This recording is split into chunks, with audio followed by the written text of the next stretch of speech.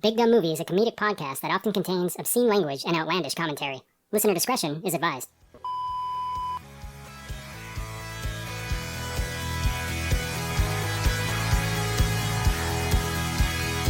Hello and welcome to Big Dumb Movie, where we discuss movies of the big dumb variety. I'm your host, Korey, and I'm joined by two friends. Steve, it is better that you should rush upon this blade than enter this podcast with fear in your heart. How do you enter? Frozen bulks in this movie. I'm scared to fucking death. Perfect. Thank you. You are in the circle now. Thank you.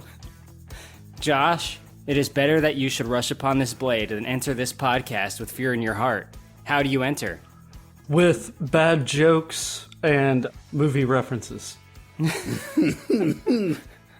Good girl. Of course, I'm here with Steve and Josh. Guys, thank you very much for being here. I'm very excited for us to talk about the 90s hit, The Craft. Was this a hit?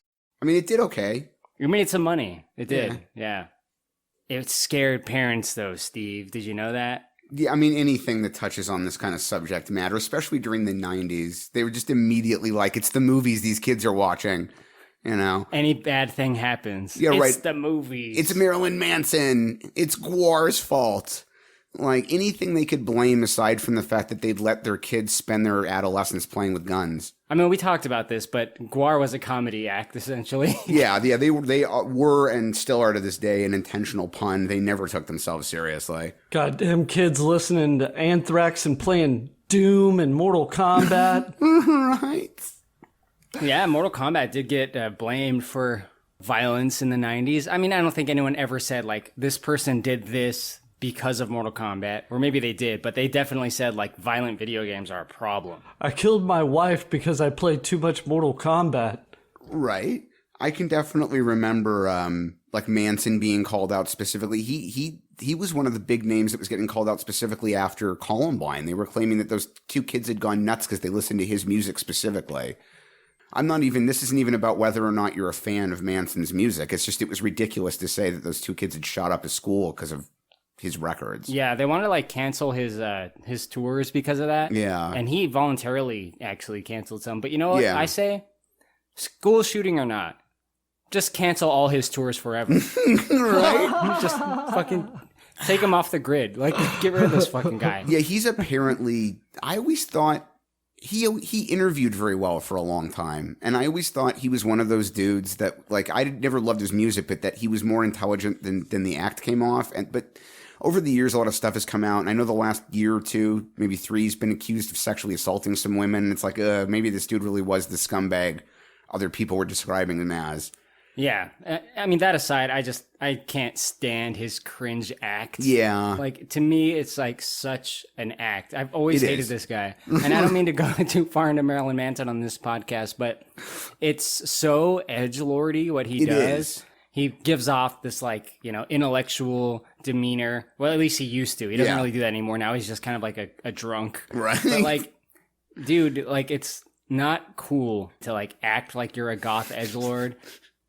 I just don't like it. It's just a personal thing. You're saying I should take off my dog collar, Right. rub off my crow makeup that I'm currently wearing. The crow gets a pass from me because I fucking love it. But Cool, because I didn't want to rub this makeup off. look, I could It's give a Sharpie anyway. Right? I would mostly agree with you. I'd give him a little bit of a pass early in his career when he's in his early 20s, and that was kind of the fashion of the moment for people at that end of the music industry. But yeah, once he got past the first 3 or 4 years of it and got older, it's like, it's time for your act to evolve. Like, the fact that you're now in your 40s and you're still wearing the makeup and the dog collar and the giant leather bondage suit, it's like no one's really buying it anymore. Didn't he, like, try to get into acting for a short bit? He's not a bad actor, actually. He did make his way into some TV stuff. Right. And from what I've seen, he was pretty decent in it. He just reminds me a lot of the No Jared Leto, though, right? Well, yeah, a little bit, but he also reminds me so much of that character from Grandma's Boy, the game programmer who wants to be the robot. Yeah. JP, man. I'm thinking of getting metal legs. It's a risky operation, but it'll be worth it. I'm surprised Manson was able to stay sober long enough to read his lines, to be honest. Because that dude is a notorious fucking drunk asshole. So before we discuss The Craft, which I think is like peak witch movie, in my opinion, like this is like really one of the upper echelon of witch movies, but I'm going to set that aside for the time being. I want to talk about other witch movies, because witch movies can kind of like vary in genre and quality. Steve, what witch movies are notable to you? Or like what's one that like rings a bell in your head? There's a lot of them, and I went looking to remind myself just to see if there's anything I've forgotten about, and the lines start to get pretty blurry because it's like if the movie has a prominent witch character in it, it often gets pitched as being a witch movie, but I would say that if the movie isn't, like the plot isn't about witchcraft, or if the theme of the movie isn't about witchcraft, I would say no. See, and that doesn't really leave you with all that many. I mean, I can think of like Hocus Pocus, I guess, is really about the witches and the witchcraft. We did a pod on that. Neil Gaiman's book Stardust is sort of about a witch character, and that got adapted into a movie. I love Stardust. Yeah, me too. That movie didn't do very well, but I thought it was fun. I'm kind of a huge soft spot for anything Gaiman works on anyway, but I guess the big ones for me, the ones that I thought of, well, okay, the one other big one I'll mention was The Witches of Eastwick. It's the only other big movie I could think of that really qualified as like a witch movie, but I'm going to stretch for my favorite. I'm going to stretch it a little because Dario Argento did 3 movies, the Mother's Trilogy, that have witchcraft at the center of them, Suspiria, Inferno, and The Mother of Years, and those were like the biggest for me, but Giallo is a pretty niche genre. It's not going to be for everybody. What is it about him you like? The Giallo films are very operatic. They were horror films, but informed from a very Italian artistic sensibility. I mean, they're also very much of their time often because a lot of them came out during the 70s, but it's a lot of use of color and imagery and a lot of tone. It's interesting where, like, especially with Giallo, there are these moments of intense violence, but they're used to often pockmark what is otherwise a mostly visual experience, and it tends to run kind of counter to a lot of, like, if you look at where American horror was at the same time, it was like Tobe Hooper doing Texas Chainsaw Massacre, and that movie's kind of a classic in its own right, but it's less artistic in a way, I guess. I don't want to put the movie down, but it's really driven by shocking you purely with the violence, where with Giallo, that's part of it, but the other part of it is how it uses violence to break monotony. Leatherface hits you in the head with a sledgehammer, and that's scary. Right? But I've never really delved too deeply into the Giallo genre. Like, I've seen bits and like clips on YouTube, and right. I've always wanted to kind of dip into that. Josh, why don't you tell me which movies you have dipped into? Like, what's one that sticks out to you?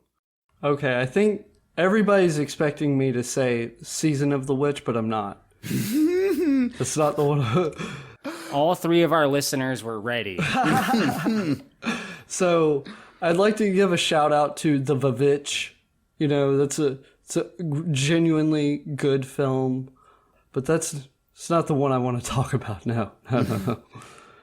I want to talk about The Last Witch Hunter with Vin Diesel. Oh, God. Why do you want to talk about that? Yeah, that's Josh? a good question. This is a movie that I have gone back and forth with on whether or not I should make a video on, because it's fucking awful, but I've got better things to do with my time, so I figured this is as good a time as any to just vent about that for like 20 minutes. Michael Bay's movies are a better use of your time. That's how bad that movie is.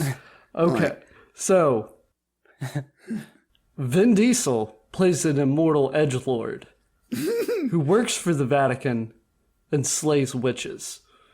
The Vatican hired Vin Diesel in that movie? The Vatican employs witch slayers. Okay. He's the last of the... They put an ad on Craigslist? Like, how do they do that? Like, where do they find them?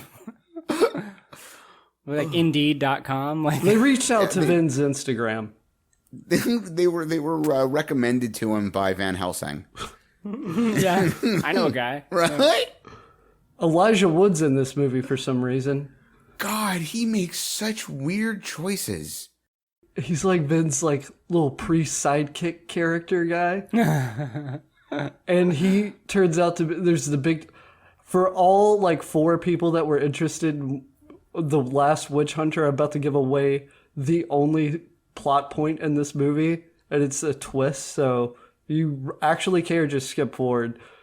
But like Elijah Wood, he becomes the cipher of the group, the Matrix style, and betrays Vin and the crew, and just immediately dies, and it's pathetic, and I hate this movie, and I've seen it like 2 or 3 times because I have debated on making a video on it, and I've just tortured myself with it. Josh. You masochist. Yeah, what the fuck? Why don't you just hit yourself in the balls and move on with your day? What's weird is like, because Vin has that weird contract thing, so he'll throw a witch through a wall, but the witch will also throw him through a wall. They give equal damage. Oh, is he one of those ones where he gets the contractual proviso that says he's got to get more hits in? It's at least an even amount. That actually started with the Fast and the Furious franchise. I think in 7. No. I think it went back to 5 actually, where they have to hit each other an equal number of times. Because there have been other actors who've wanted similar things, like I can't be put in a fight that I don't win, or I can only be made to bleed a certain amount on screen because they don't want to be seen as weak. I think in the modern era, the precedent was set in the Fast and Furious franchise with that. Then it kind of like followed from them. Yeah, it's a strange thing, but I heard Pappy make a decent argument once, from Spoilers Podcast, that like there is not that many action stars in the world, and they like are really trying to protect their brand, which I get to a degree, but like, I think in terms of story, it's good for a character to have some vulnerability. Yeah, I mean, the problem with that argument is that it's partly inaccurate, in my opinion. This is about ego more than anything. You just always want to debate him, don't you? Well, the problem is he's wrong more often than he's right. Unfortunately for him, and I'm sure he's going to have a response to that, which is fine. But it's an ego thing as much as it is anything else. Honest to God, like, he's not wrong. I'm not saying he's completely wrong, but it's an ego thing as much as Bruce Willis doesn't give a shit about that. He just doesn't want to be seen getting his ass beat on screen. Vin Diesel doesn't want to get beat up by The Rock because he doesn't want The Rock to be the one who gets to win that fight. And it's the same way from The Rock's perspective. It's an ego bit. It's not going to damage your multi-million-dollar film career if your character dies in an action film, but they still don't want it to happen. I bet you won't say that to Vin's face when he's got a camera in your face on Instagram. What do you think, Justin? Week 1. Just finished week 1. Is it fair to say that this will be the best one? I would say it to a camera. I probably wouldn't say it to him if I'm We're having a good time out here, right? Making the best film ever. I mean, look, I am fully aware of... Send help. SOS. I'm fully aware of the fact that my opinions would piss some of these people off, but the fact that they wouldn't like it doesn't make it untrue. Also, to be fair, I might be misrepresenting Pappy's argument. I don't remember exactly what he said word for word, so... No, and I'm just joking around also. I mean, Pappy actually is quite smart, but still. Smarter than you? Nobody's smarter than me. Okay. So in the 90s, Steve, there used to be a thing that happened. Maybe it still happens and I just don't know about it, but it was called the MTV Movie Awards. Yes, it is still going on, but I think it's watched a lot. I don't want to make it sound like it's irrelevant, but I don't think it's quite the social presence it was in the 90s. To me, it was like the Oscars in the 90s. Like, I didn't watch the Oscars as a kid, but I watched the MTV Movie Awards. If you were a teenager in the 90s, I would say you're absolutely right. Dude, Tobey Maguire got Best Kiss for Spider-Man. Right? Exactly. Yeah, I mean, if you were between the ages of approximately like 10 and 17 during the 90s, it really was you would have had to be a kid that for whatever reason had an interest in movies to even care about the Oscars. When I was a kid, the MTV Movie Awards had a category for Best Villain. And as a kid, that was fucking awesome because I love villains. I think that was really the genius, is not only did they pack the show with all the younger performers that younger people wanted to see, but they invented categories for things that teenagers would mostly care about. Like, the reality is I care now, but most 16-year-olds don't give a shit about a Best Special Effects or a Best Sound Mixing award. Even a lot of adults don't want to have to sit through those awards. You know? They don't even air some of those awards on TV. They don't even air them anymore. It's the funniest thing to me because that's what the awards were supposed to be when they were invented. Like, it was not originally intended to be something the industry turned into a thing for audiences. It was supposed to be an industry insider thing where they recognized each other, and it became a commercial endeavor as time went on. But yeah. Well, the most commercial endeavor was definitely the MTV Movie Awards. And like you said, this was like cool. It was for the kids and the young adults and the teenagers. There was also a Nickelodeon version for even younger kids. Exactly, yeah. That one I didn't really watch as much, but... You can get slimed on that one. Yes. The MTV Movie Awards in 1997 had a best fight, and I remember it. And I went back and I watched it on YouTube, but I remember it. I remember some of who was nominated, which I'll read off here. It was actually presented by Hanson, so it was very much of its time. Yeah. And there was kind of a funny bit where David Spade was up there with him, acting like he was the fourth Hanson brother. So, like, that was, it was kind of cute. It wasn't just Hanson. They had an actual comedian. Oh, man, that sentence won't be dated at all. No, I mean, wow, that 5-year period where David Spade was considered funny enough for people to care. Of course, he made the same movie with Chris Farley 3 times, but that's fine. Don't worry about that. Hey, don't. He's got Joe Dirt on the way. Right. Yeah. They weren't bad, though. Yeah, I mean, he was funny sometimes. Yeah. So the nominees for Best Fight for the 1997 MTV Movie Awards were Pamela Lee in Barbed Wire. Oh, shit. It was like whatever her big action scene was. Not great, right? Not That a was good adapted movie. from a comic. Jim Brown in Mars Attacks. Do you remember he boxes a Martian? I fucking love that movie. Absolutely. Yeah. It's not a great action scene, though. It's kind of a funny bit that he, like, punches the Martian in the glass. That's the thing. It's not meant to be like a serious action scene. It's meant to be a joke. Right. Yeah, I was about to say, this is like a pretty low bar. Right?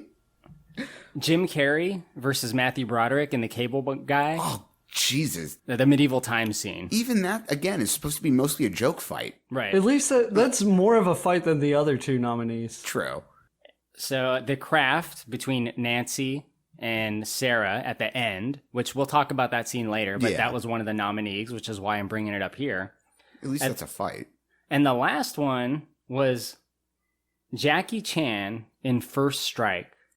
Jesus Christ, he should have shit. won. Now, I was a big Jackie Chan fan back then. Oh, I'm still a huge Jackie Chan fan, straight up. I love Jackie Chan. This is one of the biggest Jackie Chan action scenes. This is the one where he fights with the ladder. Yeah, that was a really good one. And, like, they were still a lot of fun, but a lot of those movies had been released in Hong Kong and in mainland China, like, anywhere from 3 to 5 years prior to us getting them here.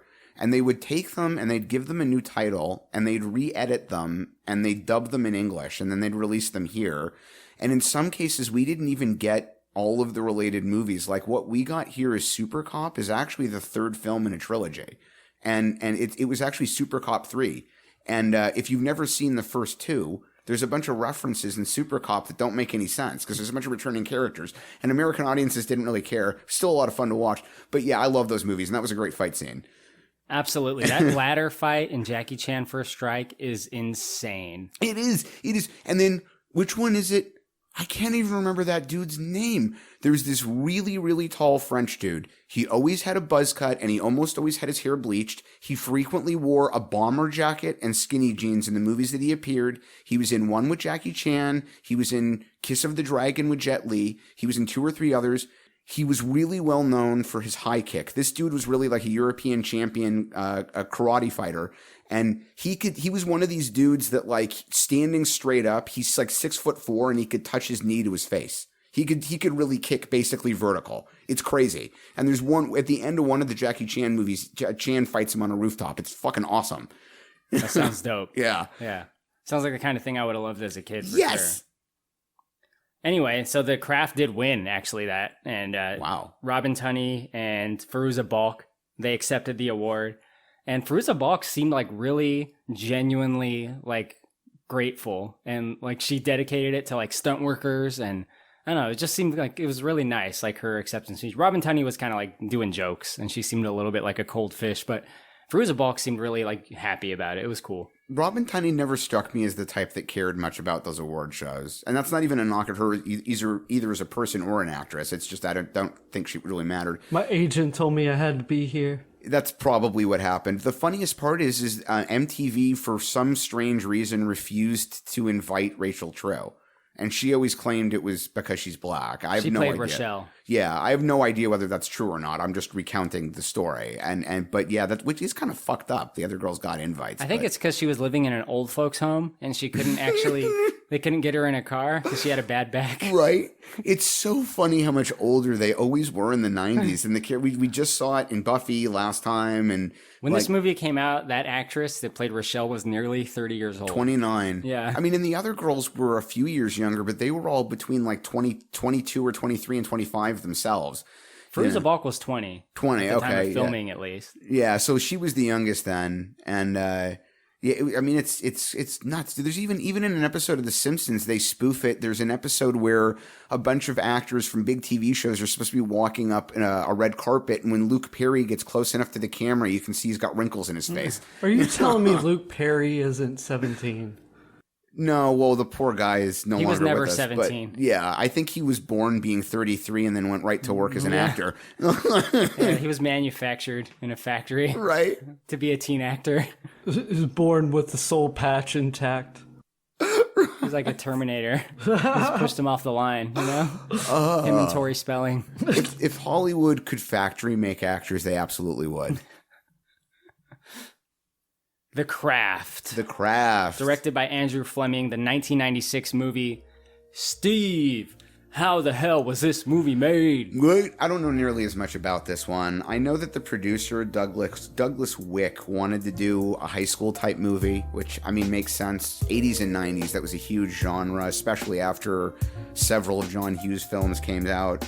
I think he decided at some point that in order to make it stand out from other teen movies, that they would make it about witchcraft. Somehow that turned into a script. I'll be honest with you, I don't even know who wrote this movie.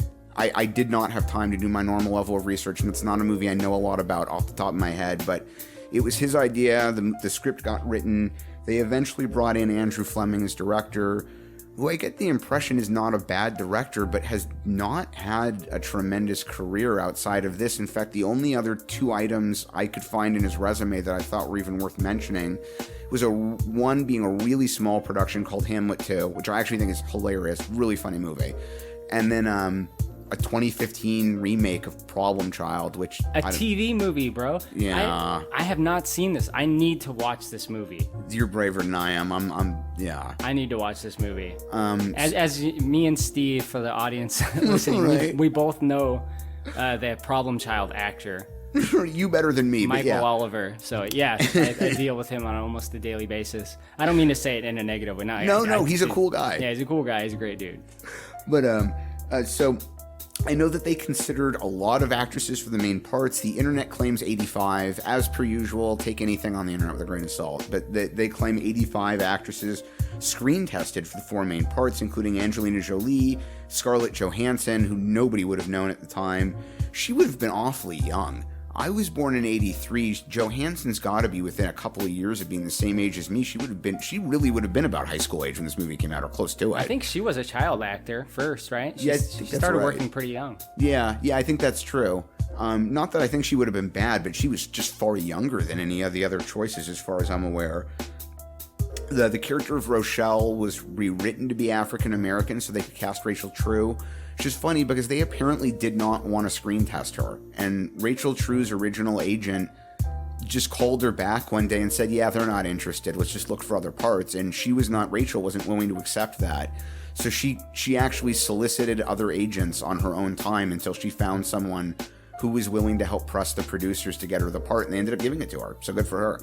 Yeah, her original character actually had an eating disorder. Yes. Was her internal dilemma that she was facing as a teenager goth girl. So they rewrote that. We'll get to it when we get to it, but the way they rewrote her situation, I actually found a little shocking.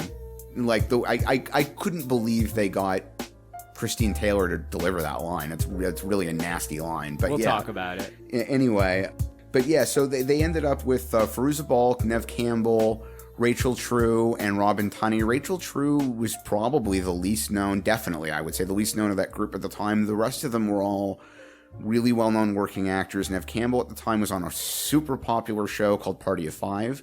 But she wasn't the Neve Campbell we came to know. Like, this was before Screen. Yeah. Well, it's funny. She went to film Screen, I think, something like 3 weeks after they wrapped on this. Yeah. And the two movies came out within a few months of each other. And funnily enough, she ended up playing across from Skeet Ulrich. Who's one of the male leads in this movie. So they went back to back. Robin Tunney was doing a lot of work at the time. She came directly from shooting a movie called Empire Records to the set for this. Empire Records is not like a massive moneymaker, but it's a movie that a lot of people of roughly my age have a really big soft spot for. It's a very perfect movie for that moment. Had a lot of people that were popular at that time in it. She actually had to wear a wig for the entire production because she'd shaved herself bald for Empire Records. She also played a character in both films with wrist scars, which I think is interesting. She went from playing one character to another that had done it. Neve Campbell, also Breckin Meyer, one of the co-stars in this. He had a much smaller part in this, but he appeared with her on Party of Five. And of course, Fairuza Balk had been around for years and years. She'd been in one of my favorites, Return to Oz.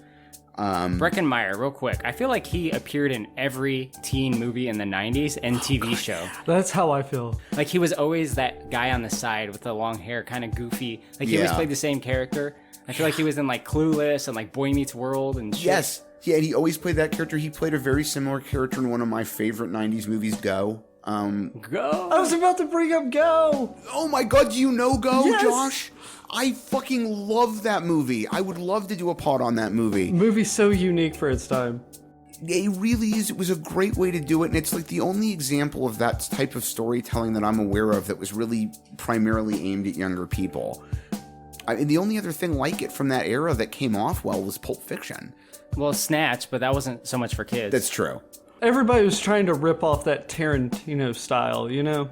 I think that Right. they kind of stuck the landing for the most part with Go. To me, Go was like a fast-paced Guy Ritchie kind of Yeah. endeavor, you know? Yeah, that's not a bad way to put it. In fact, I think, now I'm misremembered, I'm pretty sure Doug Liman directed Go, and he's also English. So it's kind of funny, there's sort of a shared style between the two of them. But yeah, so they got the group of them.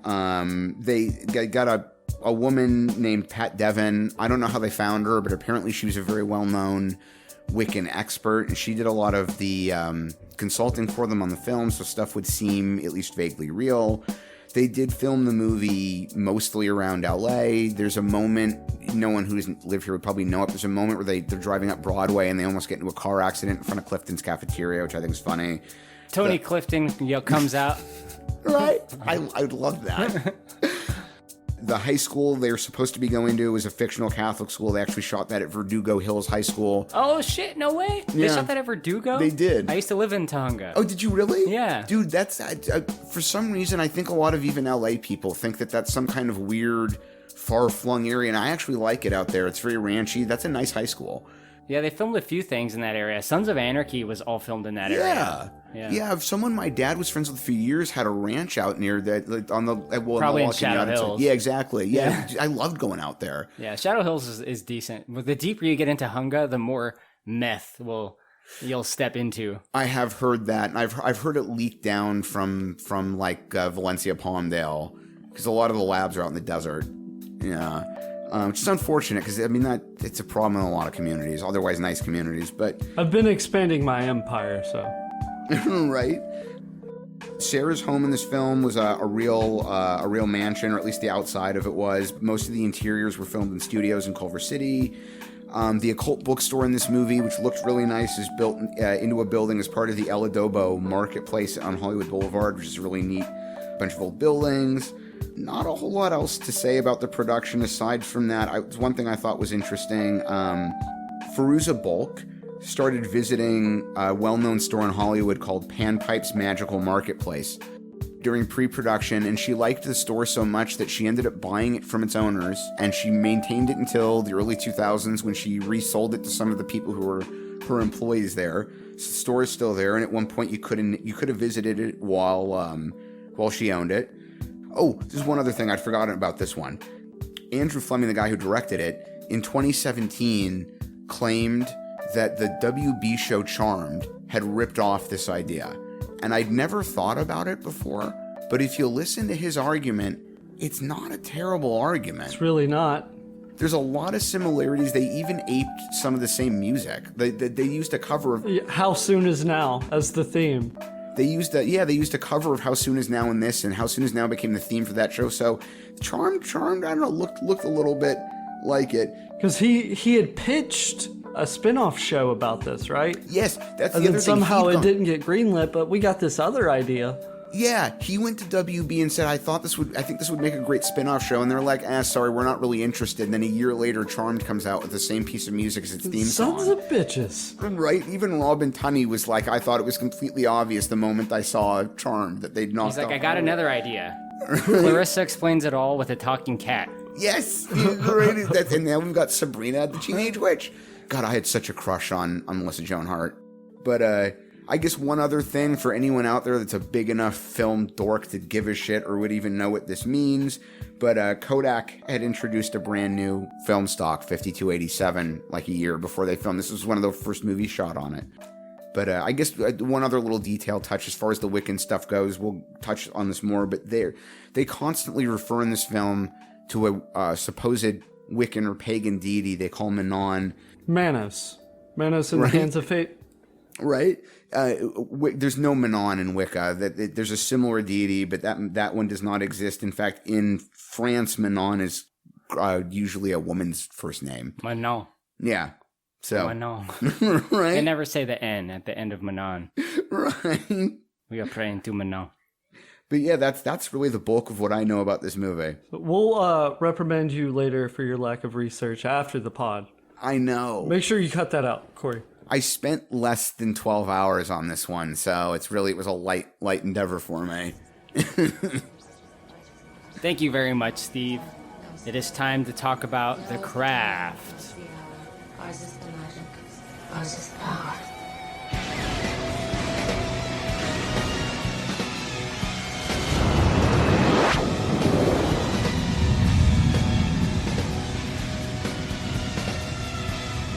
Josh, why don't you tell us how The Craft opens up?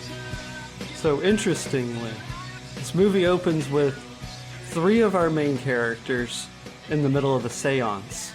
And this seance, they summon the opening credits, which I found was pretty interesting.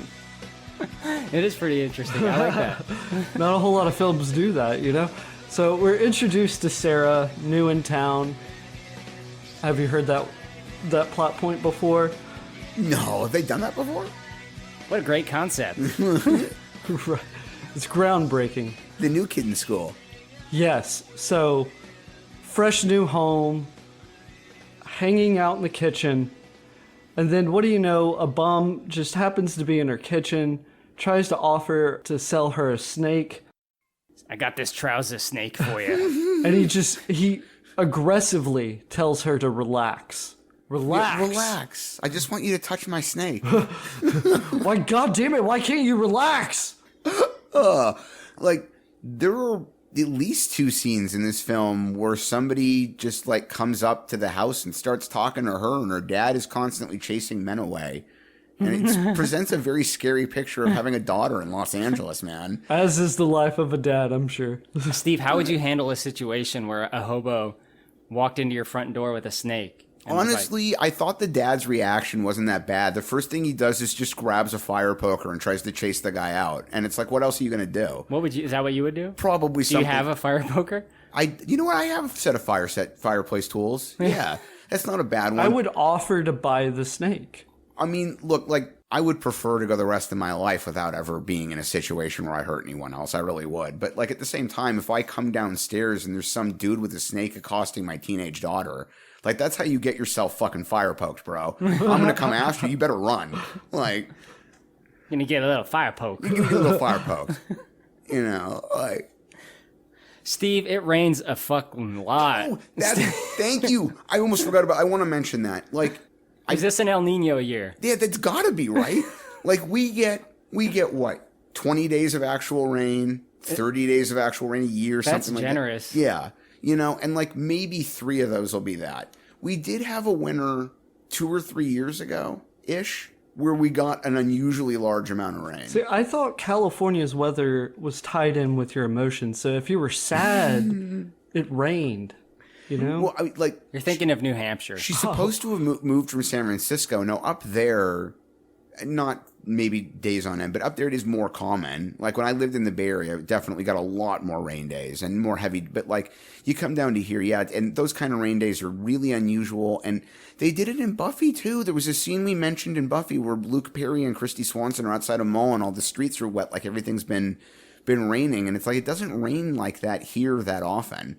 But it's one of those things they always want to do because it makes everything look nicer, and there's something kind of dark and sort of romantic about rain, you know. So I'll forgive them. But you're right; it struck me too. They're coming from the airport and stuff, and that was one of the first things I thought is like, this is raining an awful lot. It's really for Los coming Angeles. down. Like, yeah, you know that might happen for 20 minutes one day in November, and then it's over. But that's a minor thing in the movie, Steve. I think getting to the actual plot. Sarah, Robin Tunney, new girl in school. Yeah. She shows up to her Catholic high school. Really made me appreciate the fact that I never went to a Catholic high school because, good God, that looks painful. But there's some goth girls in this school, aren't there? Yeah, it's interesting. There really do tend to be a few of those. I shirked being sent with them, but some friends of mine, most of whom were not even Catholic, ended up at a Catholic high school in Sherman Oaks. And it was interesting. You wouldn't expect the school would let it happen, but it did seem that there's a few of them around at all of them. And this particular school, we've got 3 girls who are very, very gothy and are into some witchcrafty type stuff.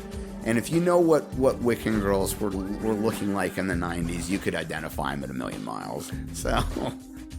The head of the Catholic school's like, normally we wouldn't allow that attire, but since you're main characters, I guess we can allow it. Right? I'll allow it. Dude, I mean, since you mentioned that, I mean, I'm just going to touch on it really quick, but one of the tropes we talked about for Buffy is in this one as well, and as I mentioned during Buffy, it's in like 80% of the movies about teenagers from this era. Somehow, these kids do not have parents that care at all about where they are, like ever. Dude, when you're 17, your parents don't exist anymore. They're just always out of town. Your parent is an answering machine. Yes, and an ATM. Like, I knew a few kids, even myself included to a degree, where, like, I could disappear for a few hours at a time without my parents blowing me up. But, like, if my parents realized I was out until 10, 11, 12 at night, multiple nights a week, during school nights as a 16, 17, 18, there's no way that would have flown. That's basically your early 20s. You live life how you see fit. Yeah, exactly. When I got to 21, 22, and I was living by myself and I can legally drink, fine, yeah. But when I was 17, there's no fucking way. And these kids, they've constantly got booze. God knows how. They've always, one of them's always got a beer or a bottle of rum or something. They never show you in these movies how hard it is to acquire alcohol at that age. Who sold it to you? Because that was like hours of work. It did. You had to know which stores and which clerk would do it and when that person was working. And they've always got cigarettes. I mean, I guess that one, a bunch of the 16, 17-year-olds I knew, myself included, were smoking. But that was another one. You had to know which clerk at which convenience store would sell them to you without carding you. And it's so weird that these kids in all these movies are just, they all live like they're 25, going back to Josh's point. They spend all night out. They're constantly drinking, partying. And there's always one kid who's got a 6,000 square foot mansion his parents aren't in, so they can have a party they invite 117 other kids to. And like I said, their parent is an answering machine that occasionally will just leave a message every few days. Very, very weird. It's just strange. It's like that. I mean, and I grew up around a bunch of detached, like, trust fund babies. Even still, it's really weird. Your parents would just disappear like that. Fine. Anyway. So I think we learned pretty early that Sarah is what they refer to as a natural witch. She showcases her power in class. She can make a pencil stand straight up, Steve. And then dig it into the desk. She weighs the same as a duck. Oh, God, that's one of the best scenes in movie history. Wait, who are you who is so wise in the ways of science? God, I love Monty Python. But yeah, what a weird thing to be doing in class. Like, do you want everyone else to see? She's actually making it, dig its way into the desk. And Nev Campbell somehow is the only other one who notices. Okay, so this is going to be a little bit of a tangenty episode, I think. Just a heads up. I knew this fucking girl in middle school that believed, or at least tried to sell to other people, that she was a witch. Did you know people like this, Steve? Oh my God, I knew a girl who at 13 was 100% sincerely convinced that Santa Claus existed because her sister, who was older than us, had seen him in person, the real Santa. Yeah, and I knew a Tim couple... Allen? Shut up, the real Santa? Right? The real Santa. I mean, we were in 7th grade, No way. and she burst this out on the rest of us. And like, Santa's absolutely real. I'm convinced him. My sister saw him delivering gifts. And I'm like, your sister's 17.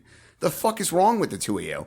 But yeah, and then I knew a couple other girls, like gothy girls, who really did. They definitely thought that they could. One girl in particular, holy shit, dude, yeah. She was really convinced all the way through high school and even into her 20s that she could cast love spells that would work and all kinds of stuff. And I'm not even saying this to be mean about her, but she had one of the most pathetic lives I've ever known another human being to have. And it's like, if you had this much power, why would you let your life be this fucked up? Like, it was awful. Everything that could be wrong with this young woman's life was wrong. I'm like, you're telling me you can cast spells to fix all this and you don't? Damn. There's like some escapism there, I think. It's kind of like the Firuza Balk character, yeah. Yeah. Well, this girl that I knew in middle school, Tara, she had like witch books, which the funny thing is in this movie, they go to like a witch store, which we'll talk about. But like back then you had to go to a Barnes and Noble. So like, you know, she went to a regular bookstore, I'm sure. And like she had a book, I think it was just called Teen Witch. And it had like Teen Witching for Dummies. A graphic on the cover of a teenage goth girl. And it said Teen Witch, which looked pretty cringe, but inside it was spells. So like inside it was more like Wiccan shit. But she told my friend Isaac that she could cast a spell that would give him telekinesis. And he believed it. And he was waiting for this spell to happen. And I was the only logical person in this group. And I was like, dude, there is no magic. You can't get telekinesis. If she could do that, just think how many people she would have given it to, or herself. And she would have demonstrated this power. Let's call this guy up, see if it like eventually kicked in. Well, here's the thing. She said it would happen on the next full moon, which was like 3 weeks away. I'm pretty sure he forgot, but I motherfucking remembered, and I brought this shit up. And I told her, I said, it's been a full moon. He can't do telekinesis. What's your fucking story now? And you know what she said? Maybe it just wasn't meant to be, Yeah, of Steve. course. Yeah, there's always... It's like dealing with flat earthers. It's not her fault. Or conspiracy theorists who think that some cabal of whoever is trying to take the world over. Like, anytime you bust them on a part of the conspiracy that turned out to definitely not be true, there's always some weird, evasive, totally illogical way to skirt it that only someone who is just knee deep in the delusion would ever believe. Yeah. And there's a bunch of these books. The girls buy one in the movie that's a fictional book, but there's some real version of it. I can't remember the name of that they aped for the movie. It's supposed to have a bunch of spells and stuff in it. And yeah, I mean, it's amazing how many psychics I see in LA. You drive up major boulevards and there's a sign in front of someone's house. It's a psychic. You know, you just pull in, I'll do it in my living room. I'll give you a psychic reading. Yeah. Or, you know, and it's like... I was just at the fair and I saw a psychic and, you know, she was sitting in front of her little booth and she was like, do you want to know about your future? And I was like, I think I said something to the effect of, the future is going to be bad. I know that. Right. And it's like, maybe some of them are just better than using their powers in that way. But I have a difficult time believing that all these people are genuinely psychic and none of them have used it to win the lottery. Isn't They're that too weird? busy conning parents with missing children. That's against the laws of magic. It's against the laws of... Right, yeah, it's not against the laws of magic to bilk ignorant people who just want you to tell them that the rest of their life's going to be amazing. But it is if you... They're a bunch of Whoopi Goldbergs and ghosts. You know, right? Right? I mean, that's really what I imagine most of the time. And at which rate...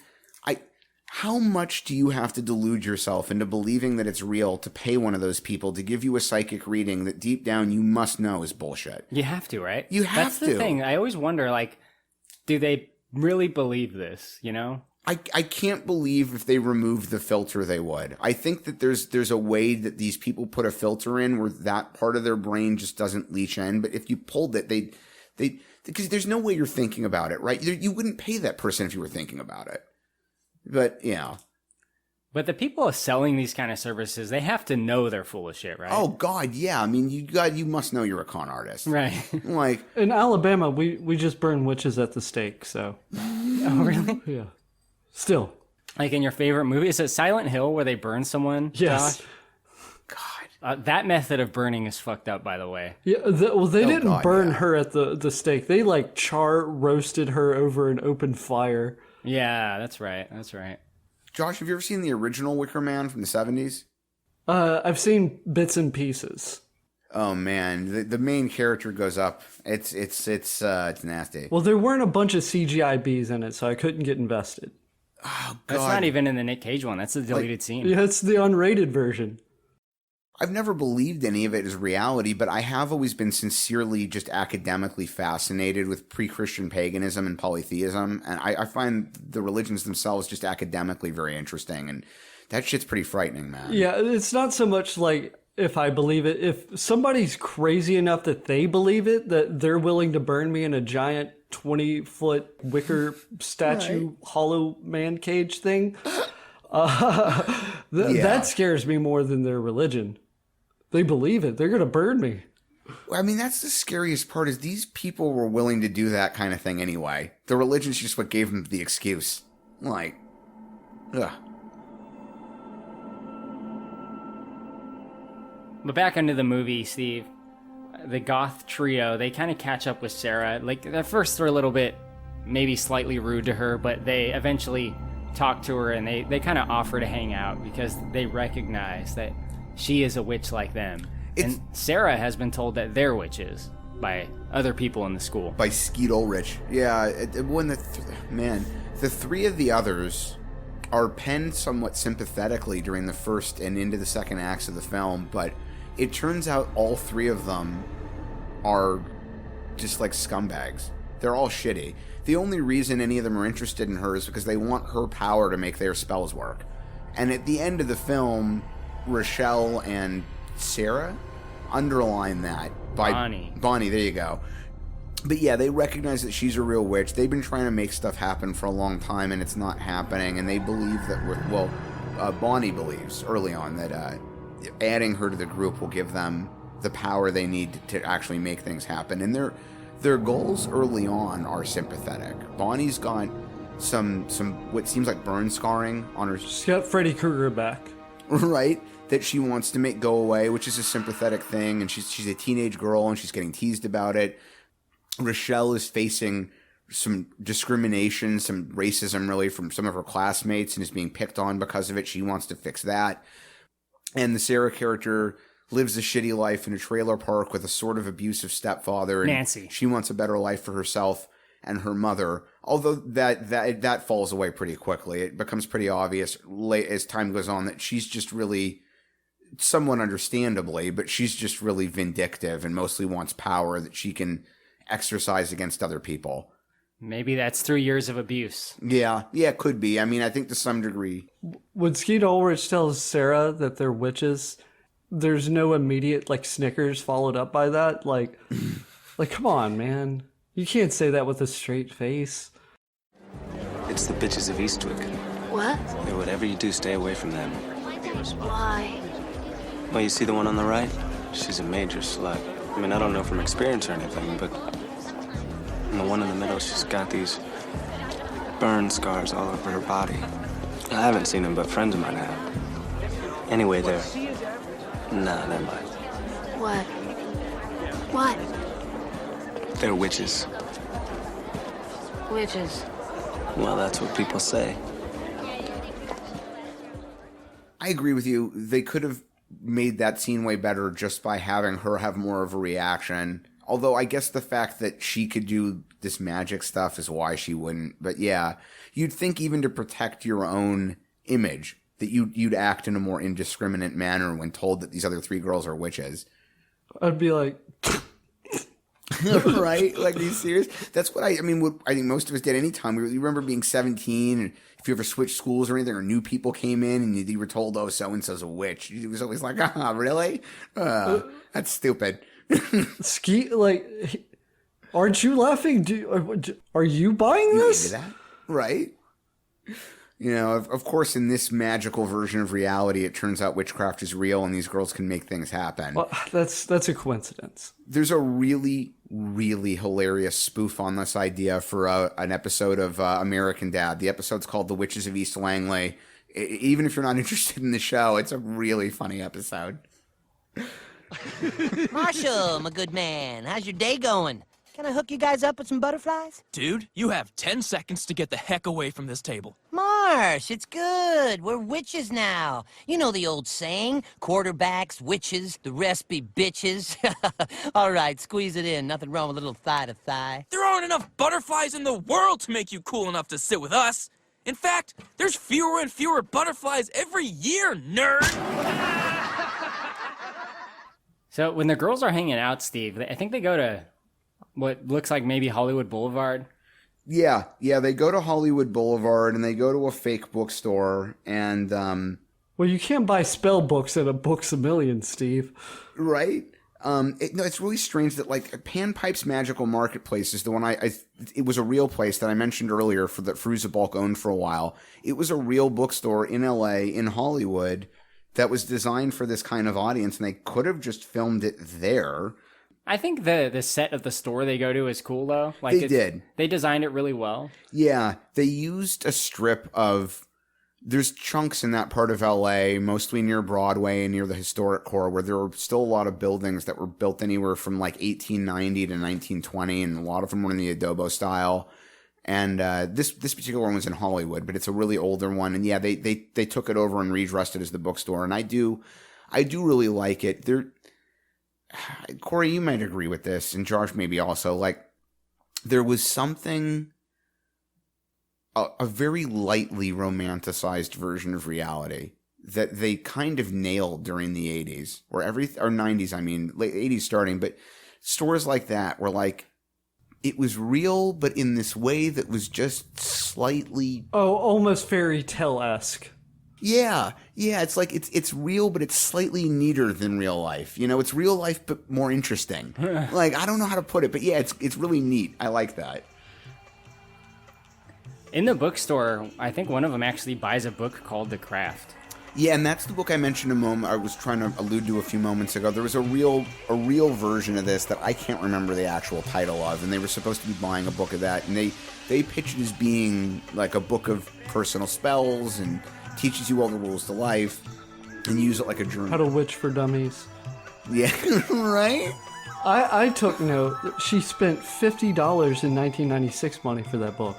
Yeah, so there's the other thing is when the other girls invite Robin Tunney's character to go with them to the store, one of the first things she says to them is, "I have no money." And then she immediately spends $50 in 1990s dollars buying stuff at the store. It's like, well, you clearly had some money. She has money. I've seen her house. Right, yeah. Right.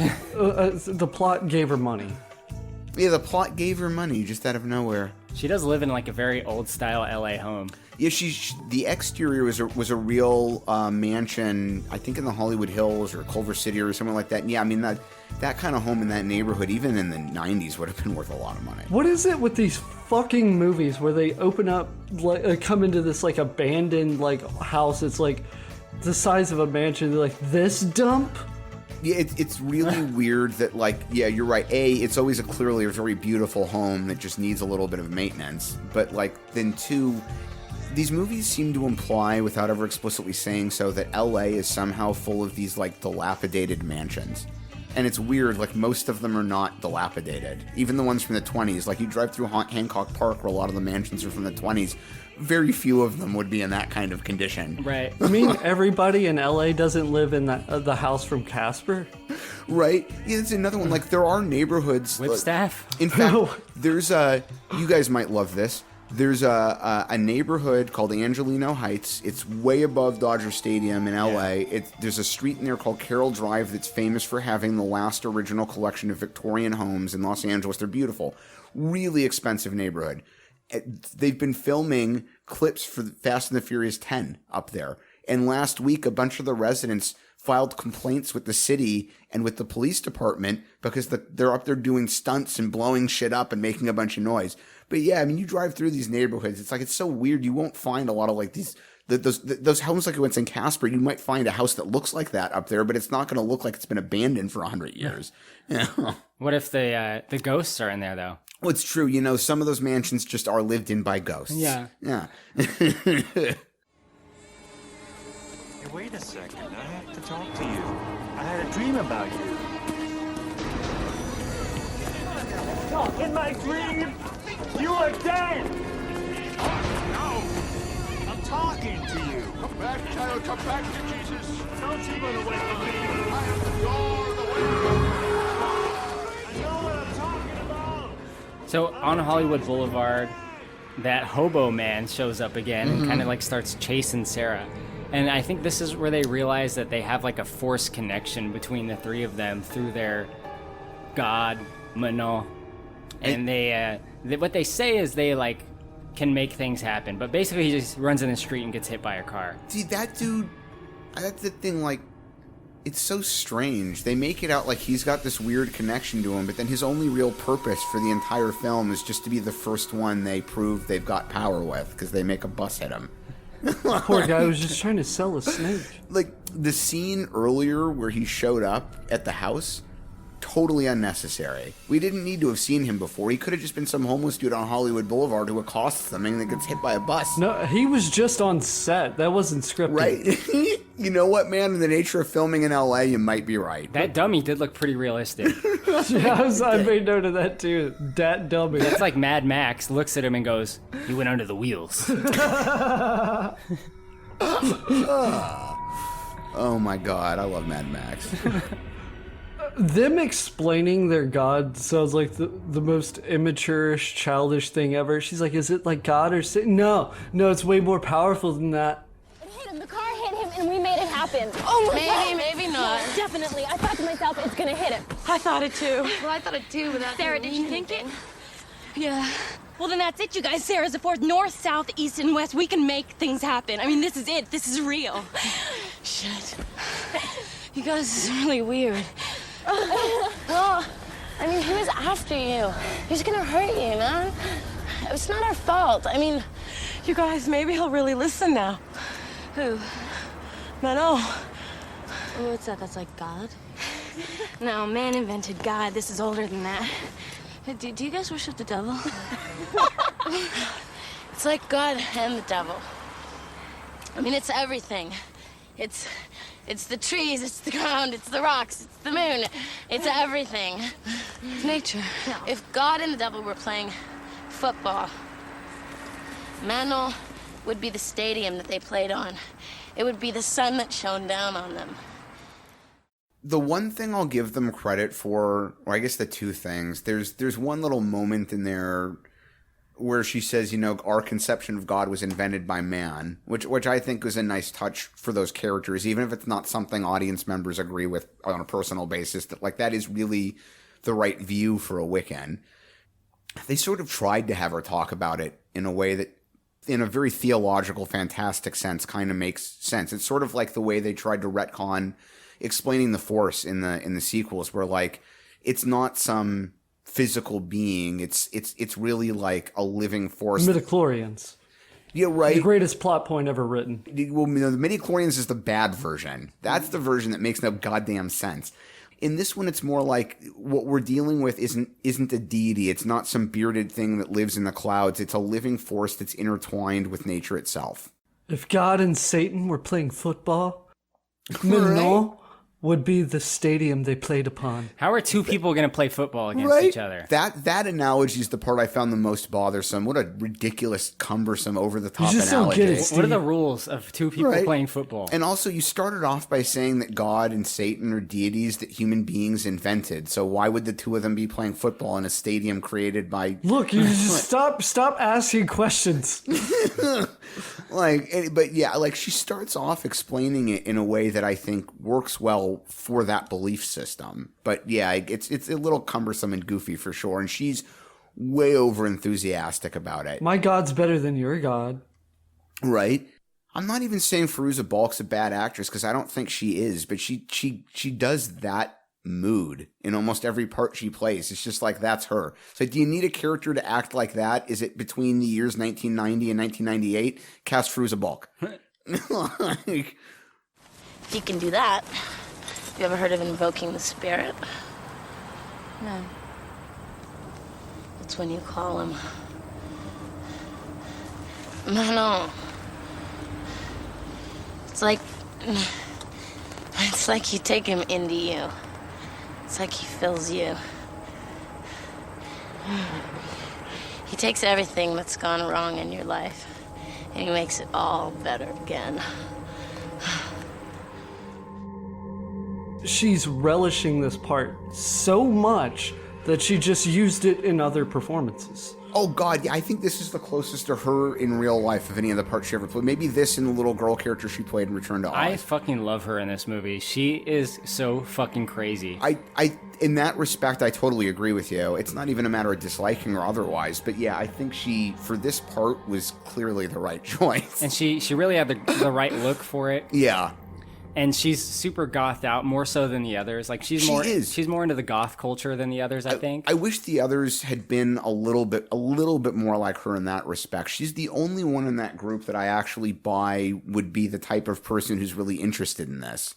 The thing is, like, the other girls aren't that goth, right? Like, Bonnie wears a lot of clothes, and she's burned up, so she wants to hide her body. Yeah. Trying to hide that Freddy Krueger back. And her hair is super greasy at the beginning of the movie. Right. And that kind of makes her seem a little bit like that. Like, I kind of have remembered girls like that from my younger days in high school that looked like that. You know, they were covered up in tons of coats, and they had their hair in their face. Right. Rochelle's just a regular girl. She's just an athlete. Like, she's on the swim team, or the high dive, whatever the fuck. I mean, she has to deal with some shit, but for the most part, she's a regular girl. The witch is a side gig kind of thing. She was the one I found the least believable as part of that group. And I'm not criticizing her performance at all. This isn't an acting issue. No, but, she's good. But yeah, she's actually very pretty. And she's got more of that, like, unicorns and bubblegum type girly persona to me. I don't really buy her as the gothy type. And you're right, her big motivation is really to stop being picked on, which is a sympathetic plot point. And I actually found myself feeling genuinely bad for that character. In fact, she's the only one in the whole group I actually genuinely felt bad for. But even still, she just doesn't seem like she belongs with the rest of them. She's just getting picked on so hard that she's willing to sell her soul to a deity. Yeah. Right? Well, she's getting picked on pretty hard, right? She is. It's kind of brutal, and it's in a way that I find difficult to believe none of the adults would intervene with, because at some point you got to realize what's going on here. This is way more than just these two girls don't like each other. Like, one of them's just a piece of shit. She's racist, right? Yeah, she's a hardcore racist. And at one point when Rochelle approaches her, this is the scene I was alluding to earlier, Rochelle approaches her in the girls' locker room and is like, look, what is your problem? Why do you dislike me this much? And the other character, and I am only repeating the character's line, but the other character looks at her and says, I don't like And especially as a teenager, I was like, holy shit, what a horrific thing to hear. Like, that's like the worst kind of human being. I just want to say that even though I censored what Steve just said, he did not say the N-word. No, it really wasn't. Honest to God. And I wouldn't even repeat that word if it had been used in a line. I won't say it. Yeah. But just for YouTube, I probably have to censor that. Yeah, no, and I'm glad you will, Yeah. honestly. Like, even that quasi-softer version of it, I don't like it coming out of my mouth. I hate that word. Oh, God, look, there is a pubic hair in my brush. Oh, no, wait. That's just one of Rochelle's little nappy hairs.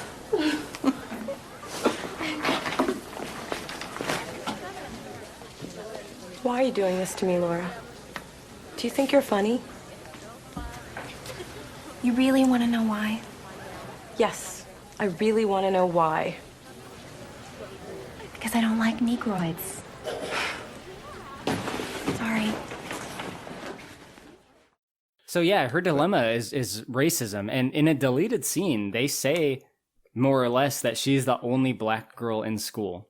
Yeah, and I don't mean this as a way to pump up my own background, but I think that might be one area where I can sort of appreciate, because I went to schools where there was like one or two black kids in the whole class, in the whole school, and I was friendly with a lot of them, but I could appreciate how fucking awkward that's got to be. Yeah. And one of them who I keep in contact with had, even in adulthood, has said, like, nobody did anything to me. They weren't mistreated, but like it was an awkward experience, and I can appreciate how uncomfortable that might make a teenager, especially. I mean, especially, like, you're 16, 17, you spend half your time feeling awkward and out of place anyway. You're constantly worried about something you say or do getting you made fun of, or extradited from your social group. True. You know, and like if you're extra different, that just adds to the shittiness of it.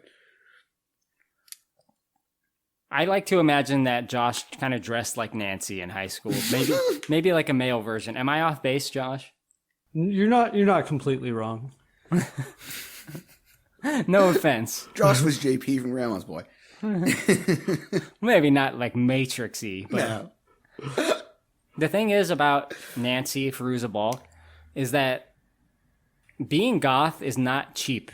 No. It's an expensive fashion style. The piercings alone cost a fortune. They do. They do. But like all the makeup and the special accessories that you have with like the spikes and the collars and then the clothes themselves, which are more expensive than just regular clothes. I mean, she's a poor, I guess they allude to a white trash girl, you know? Yeah, trailer girl. But I don't know, man. I don't think she'd be able to afford all that at this point in the story. No, it does seem like it would be a stretch for her to be wearing it. In fact, I think that's one area they could have done a nice detail touch with her. Like I knew kids from that kind of background growing up who were into things like goth or like punk, and you know, and I dug it. I'm not saying it to be insulting to anybody, but a lot of these kids were the types that were clever enough that they'd go to like Salvation Armies or vintage clothing stores, and they'd find like punk rock T-shirts and stuff and old torn up jeans that went with the look that they could get for less money, and it was cool. I mean, I guess in LA there's a lot of those kinds of stores. But before Hot Topic, they were harder to find. Yeah. I mean, this is a movie before Hot Topic. Oh yeah, I mean, yeah. These kids were looking for their stuff at like vintage clothing stores and donation centers. There were some like goth stores too in Hollywood, but they were not like very common. And I guess another thing I didn't really consider is that she probably did steal a lot of shit. Yeah, I mean, she does tell the new girl at one point that they just steal everything they want from the magic shop. Everything in nature steals, Steve. Sarah. What? Put this in your bag. No. Everything in nature steals, you know. Big animals steal from little ones. They steal for survival. Besides, I already have a diary. This is different. You put spells and power thoughts in it, and then you don't let anyone else read it. Ever. Except maybe us. Here. That was just a ridiculous thing to say. It's not at all true. Can you tell me a wombat steals things? Yeah, well, I mean, even if a wombat, there's no ownership in nature. The other wombats don't own the fruit. So, like, what are you stealing from? What even is a wombat? I think it's a type of marsupial. Look, nature steals. Now, don't give me shit. Let me get this Butterfinger. Put this Butterfinger in your pocket, Steve. Right? Yeah, I mean, everything. What a ridiculous thing. That is the kind of thing a teenager who just wanted to justify stealing would probably say. But it's stupid.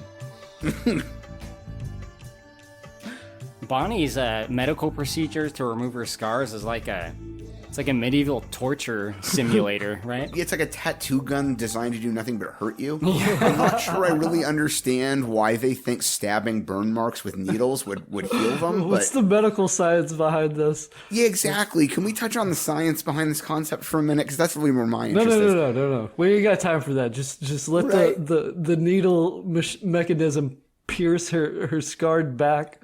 It's another one of these 90s movie tropes. We talked about it with Face Off and the facing swap, and there's always some strange experimental type medical thing that looks kind of neat but makes no sense. Yeah. It's the 90s, Steve. It's right around the corner. And I mean, this is a decade. I can't even express how much I love the 90s. The goofiness is just part of what made it so great. But goddamn, I mean, what a tropey decade.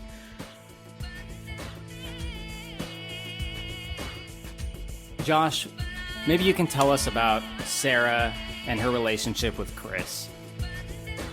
Okay, so Chris is the hot young athlete of the school. He's like the quarterback or some shit. It doesn't matter. All the girls want him.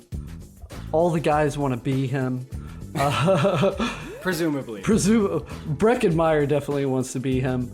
So there's always one of these two. They did the same thing in Buffy. Same thing in Buffy. There's the character who's dating Buffy, and then he's got the goofy friend who's like, "Can I borrow her?" You know? Oh God. And it's even the same goofy friend, I think. Breckin Meyer's little friend is in Buffy. Yes. Anyway, go on, John. So, Skeet and Robin, Sarah, doesn't matter. Go out on a little date. It's fine. Things are fine. They kiss a little bit, but it's time for Sarah to go home. Next day, nah, dude. Skeet tells everyone I banged that bitch like 7 ways till Sunday. So, hot stuff, how'd it go? How'd what go? Your date with Chris? What are you talking about? Chris already told everybody. You told everybody what? That you guys did it. But we didn't do it. Well, maybe he was just trying to save face then. Because he was going around the whole school saying that you're the lousiest lay he's ever had, and coming from him is pretty bad. She rejects him softly. He takes it. She's clearly interested in going out with him again. So the character could just hurt his ego too much, Steve. Exactly. That's the weird. They wrote this character to be such a crazy prick, but this is part of where it gets even worse. No one turns Chris down. God damn it! Well, I mean, that's I think, frankly, really strange, because at 17, even if she turns you down the first time, if it seems like you like each other and you've got a shot, just keep seeing her. Right. That was my thought process exactly. In a few weeks, she'll eventually be okay, and you guys can do whatever. You're well on the way, sir. You're right. You know, so what? You didn't get it this time. You'll get it in 3 dates from now. Like, he's got too many women to deal with. He ain't got time. If you ain't putting out, he's moving on. Yeah. Well, so that I could understand too, because I knew some guys kind of like that too. Like, if I can't get it on the first date, then I'm just going to some other chick who will on the first date. But he doesn't even do that. He goes to school the next day, tells everybody he banged her 7 ways to Sunday, and that she was the worst slay he ever had, which is a weird thing for a 17-year-old to be saying. Like, all your lays, even if you had more than 10 of them, like, all your lays at this point have been teenage girls, so none of them are going to be that great. Like, you can say that when you're older. But he goes to school the next day, tells everyone she was awful. Her reaction to it, instead of being angry, is to try to, like, approach him and say, "Hey, I wasn't real happy that you did that." And then she proceeds to spend a chunk of the rest of the story trying to get him to actually like her. What the fuck is wrong with this girl? It's the ultimate revenge, Steve. Well, you go out on one date with this guy, you tell him I won't screw you. His response is to go to school the next day and to tell everybody that you're a whore and that you're bad in bed. And your reaction is, "Hey, I didn't like it when you did that, but do you want to go on some more dates with me?" You're right. She should have cast the spell on Breckin Meyer. Yeah, so then she tries to use her magic to get him to like her. What part of what this dude did to you made you want to keep seeing him? I don't understand. Because girls just want a guy, Steve. A guy wrote this script, I'm sure. I'm sure you're right, but then that was one of the most unintentionally misogynistic things that's ever been written into a script. I mean, because she should have just turned him into a newt. Right. Yeah. See, well, I mean, that's He'll another, get better. Right. Well, that's another element to it, though. That's the weirdest part, is like, they get to the point. One of them wants to make her home life better. One of them wants to stop being bullied. One of them wants to make her burn marks go away. The fourth one's decided that a boy who's been verbally abusive to her should go on more dates with her. What? It's her form of torturing him. You say that like it's a problem. Right? I think the one of them has way less motivation than the others. It's really strange. What is it, like the Superwoman movie from like the 80s, where like the villain is trying to take over the world, but also trying to find a man? Yes. Supergirl. Supergirl, that's right. I'd forgotten they made that. Oh, fuck. What was that actress's name? God. Anyway, different topic. She's dead, I'm sure.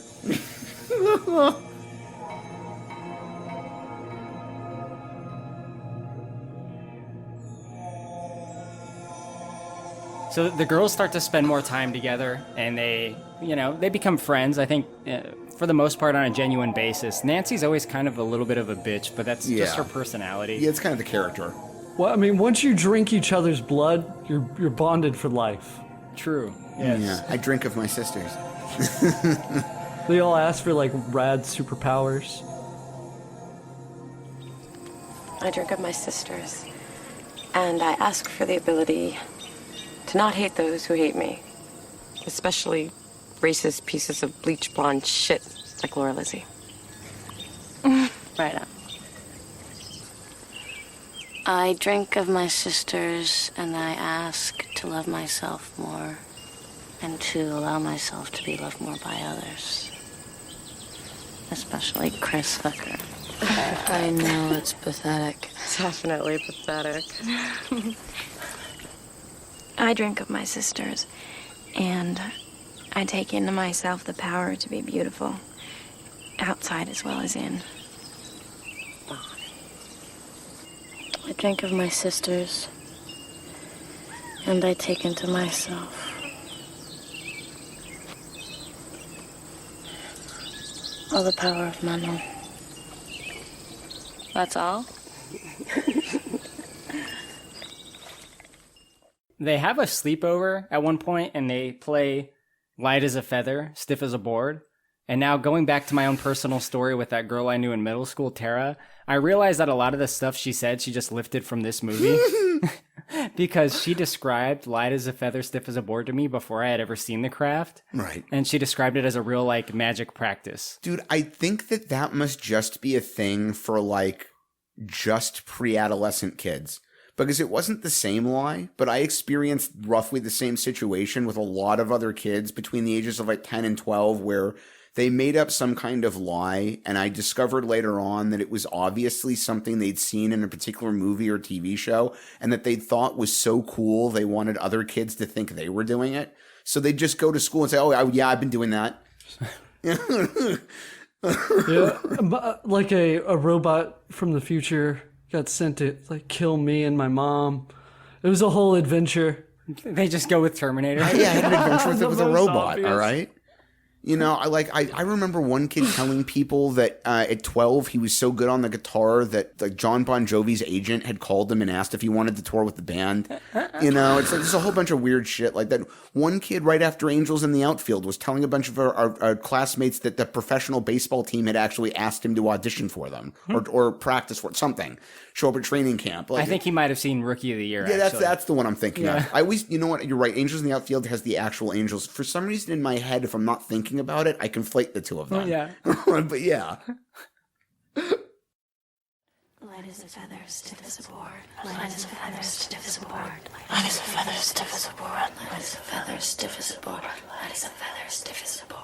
Light as a feather, stiff as a board. Josh, did you ever do anything with your friends, like high school sleepovers, like Light as a Feather, Stiff as a Board, or anything like that? Like, did you try to play Ouija or anything? We just got stoned. Yeah, stoned and played video games now. Dude, sleepovers are so much simpler. I mean, we did drink each other's blood, but that was for a different reason. It wasn't a ritual. Yeah, I mean, it was just, you know, you bite your friend, you suck a little out, you move on with your evening. Suck me, bro. Come on, just for a little bit. That's how I leave a party, is the moment I hear that phrase. Yeah. You guys want to, like, suck each other? You know what? No judgment, but I am leaving. I got a little thing going on downtown. I gotta be somewhere else. Time to hit the old dusty trail. So my friend Ryer, who was on a few podcasts, he was on the In the Army Now podcast and the Weird Science podcast we did. He's my friend in North Carolina. I used to spend a lot of weekends at his house. And I don't know where this came from, but one night we got the bright idea to make each other pass out. We heard somewhere you can make a person pass out, but not by a sleeper hold. That would have been fucked up. But, like, you hold your breath, and then the other person pushes on your solar plexus, like, swiftly and hard, and you pass out. And, and we did it, and it worked. And we stayed up, like, for, like, 4 hours, like, late into the night. We might have stayed up the whole night. Just making each other pass out because it was like a form of Jesus, Korey. It was like a form of getting high, and I'm pretty sure we did like irreparable brain damage that day. You might have. I've never been the same since, really. Oh my God. Yeah, I almost drowned twice. I'm pretty sure I am the way I am, partly because of the asphyxiation. But yeah. But yeah, I think we were just making each other like lose oxygen enough to like, you pass out for like 2 seconds, but you were in like a weird dream state. It was like you were high. It's fucked up if you deprive your brain from oxygen, even for a few seconds. Yeah, you get that weird dazed kind of stoned feeling. Anyway, it was cool. Right? Yeah, it's fun. You know, hey, it's better than sucking on the compressed air cans. I knew kids were doing that too. Yeah, that's another thing. Well, you know, and that one's actually, from an adult's perspective, kind of frightening because one shot is enough to kill you. And kids often don't realize that. Like it's kind of like doing heroin in that sense, or any other really hard drug. Like if you inhale enough of it in one blast, the one blast can just kill you. And like kids think it's this totally innocuous thing. I'm just sucking on, like taking helium out of a balloon. You know, I'm just sucking on this can. It makes me feel stupid. But the reality is, you kill yourself. Like, this dude in rehab told me something that was probably a lie. So keep that in mind. I never tested this, of course, but he said that if you don't have any drugs, you can shoot up boiling hot water. Oh, fuck no. No. That's, look, when my mom told me once in the 70s when she was younger, there was one of the big ones was that you could scrape the inside out of a banana peel and smoke it. And it's totally untrue. Yeah. But injecting boiling water, by the way, sounds like a way to kill yourself.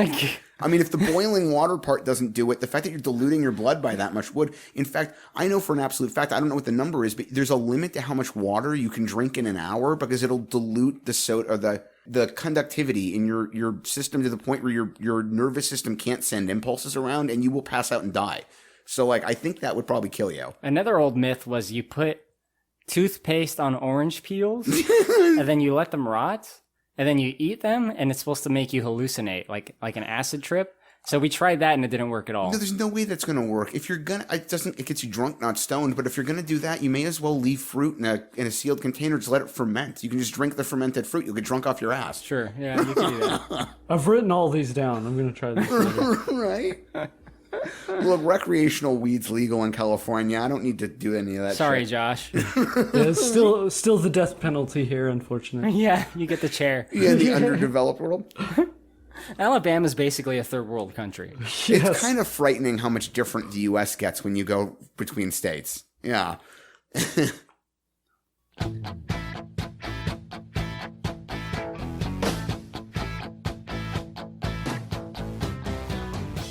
So the girls, they spend some time together. There's kind of like some girl power montages in this, which... Girls get it done, Korey. They do get it done. This movie might be called woke if it were made today, debatably. I don't know. It might be. You might be right. But like, I think like the feminism aspect of this movie plays really well. I agree with you. I don't feel like this is one of those ones where it's trying to like overdo it and shove it at you. It's just these are chicks that can do their own shit. Right. You know? Well, this is the Lost Boys, but for the girl crowd. Let's not overdo Lost Boys comparisons, but yeah. They do some more spells, Steve. They cast a spell against Laura, who's Christine Taylor. Yeah, I mean, and she does deserve it, if we're being frank. Like, they shouldn't have done it, because they get warned anything you do to someone else is going to come back to you times 3. And I don't believe in it as a literal concept, but as a sort of guideline, I think karma is kind of a real thing in the sense that, like, if you spend all your time acting like a dickhead, eventually it's probably going to come back to you. And, like, so they get warned, and they do it to her anyway, and she kind of deserves it. She starts going bald. In a gross way. In a gross way, yeah. She gets, like, welts on her scalp. Yeah. It's like she's got some kind of horrible, like, leprosy or something that's making her lose her hair. Josh, how does it go with Bonnie, Neve Campbell? She goes back to the torture rack where they're going to like stab her repeatedly with the needle again. For some reason. It's fucking science, bitch. Because science, shut up, bitch. That is verbatim what the doctor said to me. Yeah. Who greenlit this? It was fucking Jesse from Breaking Bad. Where did you get this? From the black market? Right. I guess the costume department forgot to super glue the Freddy Krueger back to Neve Campbell because it just starts to peel right off. And now it's just part of her character development, I guess. It works though, right? She kind of has like the makeover moment where she comes to class looking all hot, like with showing cleavage and I guess showing more skin.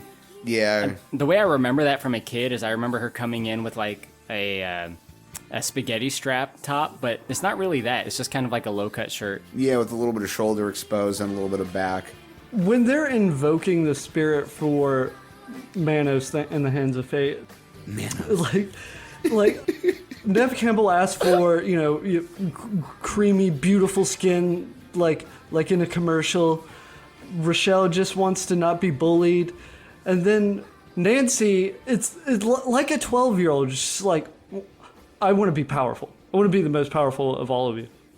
Yeah, that's exactly what I was getting at earlier. I agree with you completely. It's and then she becomes a Highlander and gets struck by lightning.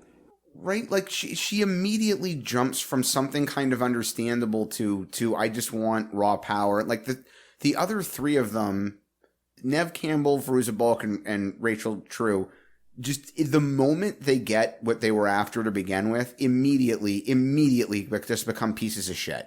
Nasty little bitches. Right? The three of you should be the exact opposite of this. The whole reason you wanted these powers in the first place is because you've all been like victims of life to some degree. And instead of taking that to heart, the moment you fixed your initial problem, you're like, well, I can just be a total piece of shit now. No, you use magic to cheat your way to the top, and then you kick the fucking ladder down. Yeah, and they've all been warned. That woman warned them specifically. It's going to come back to you times 3, and they were just like, fuck you, bitch. That woman, Aunt Maharet? Yes, Aunt Maharet. That is the same woman, isn't it? I don't know, but she looks a lot like it. It very much reminds me of Aunt Maharet. Okay, yeah, either it's the same actress or the two of them look a lot alike. Yeah. When are we gonna find out what's behind the curtain? Yeah, what are you doing back there, Lilia? Hiding all the missing kids from the neighborhood? What's there? Black magic. True magic is neither black nor white. It's both because nature is both, loving and cruel, all at the same time. The only good or bad is in the heart of the witch. Life keeps a balance on its own. You understand? Not really. Well, then understand this. Whatever you send out, you get back times 3. Wait, we didn't read that in any book. No, it's part of a basic spiritual truth, said in many ways, in many faiths. Do unto others as you would have them do unto you.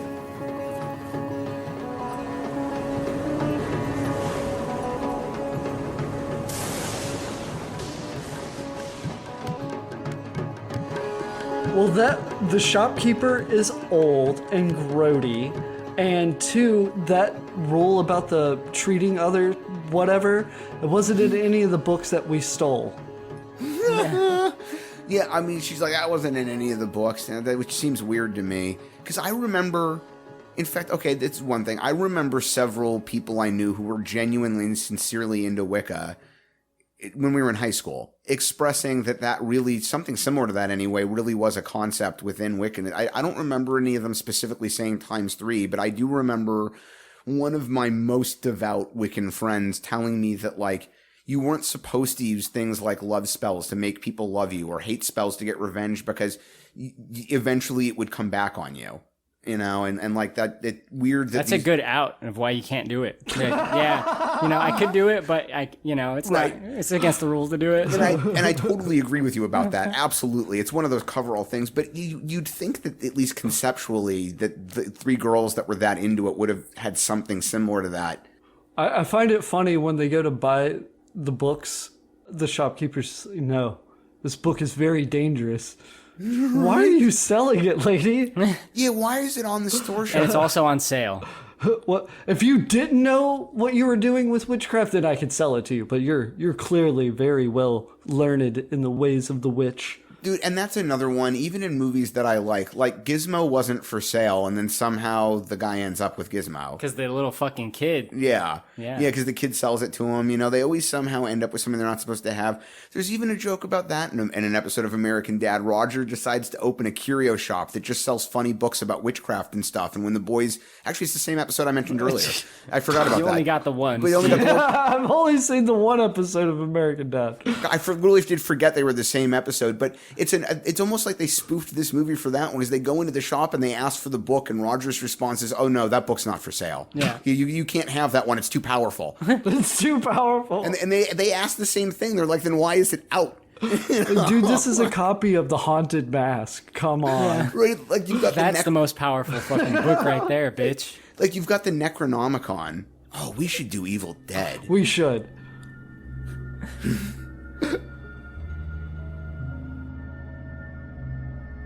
Steve, Nancy does kind of get her wish in the beginning with her family life because I think off screen she casts a spell to not be white trashed. And the result of that is her kind of evil stepfather dying of a heart attack and then her and her mom getting a big insurance payout. Yeah, the two of them get something like $175,000. It's a lot of money in 1996, Steve. Yeah, well, see, that's the thing. Like, it is, and I'm not saying it's not a lot of money to get all at once, especially if you're used to being trailer park broke. And I don't mean that as a knock. You can get a mansion and still have like $75K still left over. That's the part. The rules with money in movies in general, but especially 90s movies, never make sense. We always go back to Blank Check, where the kid gets $1 million check and then proceeds to buy like $3 million worth of stuff.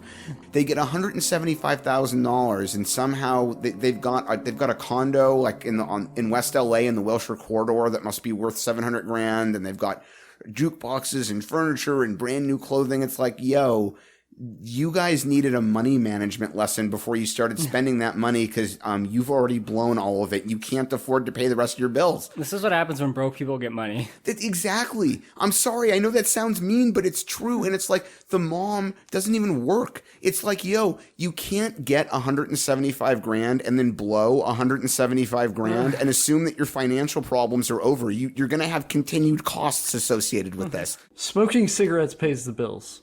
Yeah, apparently that's how you do it. And if that woman does have a job, given how cliche a lot of this is, she's probably some surly waitress at a diner somewhere. That's what I was gonna say. Right? You know, so fine, you're like, great, you've now blown all the money you inherited. Where is it that they live? Yeah, see, that's another one.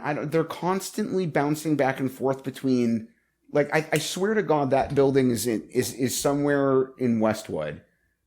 My mom's parents lived in a condo in the Wilshire corridor on Wilshire Boulevard in Brentwood, and I swear to God that building is on the same block. And they would have been less expensive in the late 90s, but I can tell you the least expensive unit in any of those buildings now is over $2 million. So they spent $25K tops. They still got a lot of money. Right? So, like, even in the 90s, all right, fine, figure that condo was worth $600,000-700,000 instead of $2 million, but, you know, $175,000 is not going to cover buying all of this. I'll say this. I am a fan of how Nancy spends her money in terms of her clothes, because she looks great. She does look great. And then, she bought a whole Hot Topic. Right? Oh, man.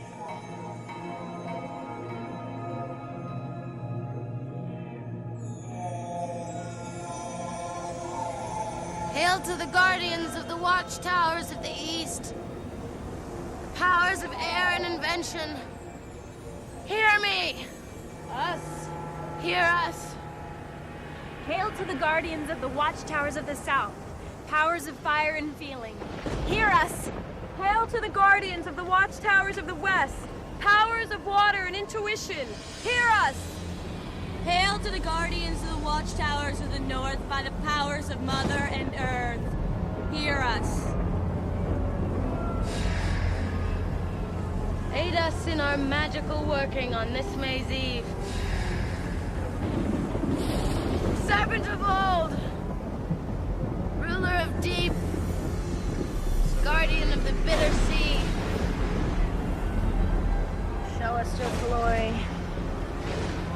Show us your power. We pray of thee. We pray of thee. We invoke thee.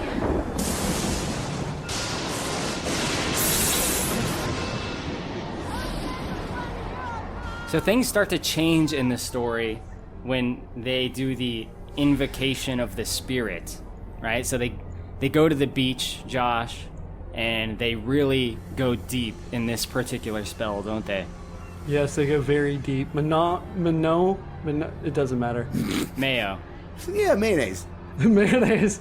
This is where you let him inside of you, and this is where he comes unto you and other euphemisms. Yes. Yeah, Manoa's kind of a perv. Yes. Yes, he is. He's just out for underage girls, mostly. I mean, you know, underage girls who are actually almost 30, but still. Yeah, they're well over 18. Right. They, like, summoned him, and he's immediately asked for their driver's licenses. What? No, so they invoke him, and then he zaps Nancy with some lightning powers, turning her into the Highlander. I was thinking of powder, but yes, that works too. Oh, God, that movie. The girls wake up the next morning. It's like all comedic. Like they just, fell asleep there on the beach?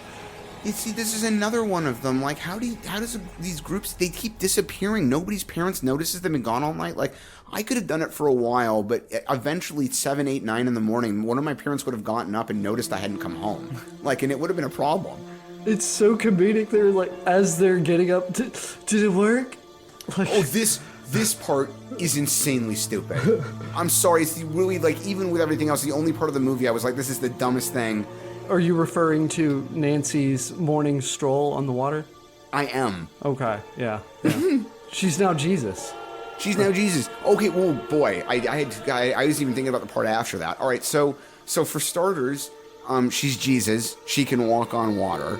The others wake up to see her literally walking on the ocean. She's like rubbing it in their face like, I asked for more power than you guys, and he gave it to me. He gave it to me. Like, which doesn't make sense. Why would a god give a person that kind of power?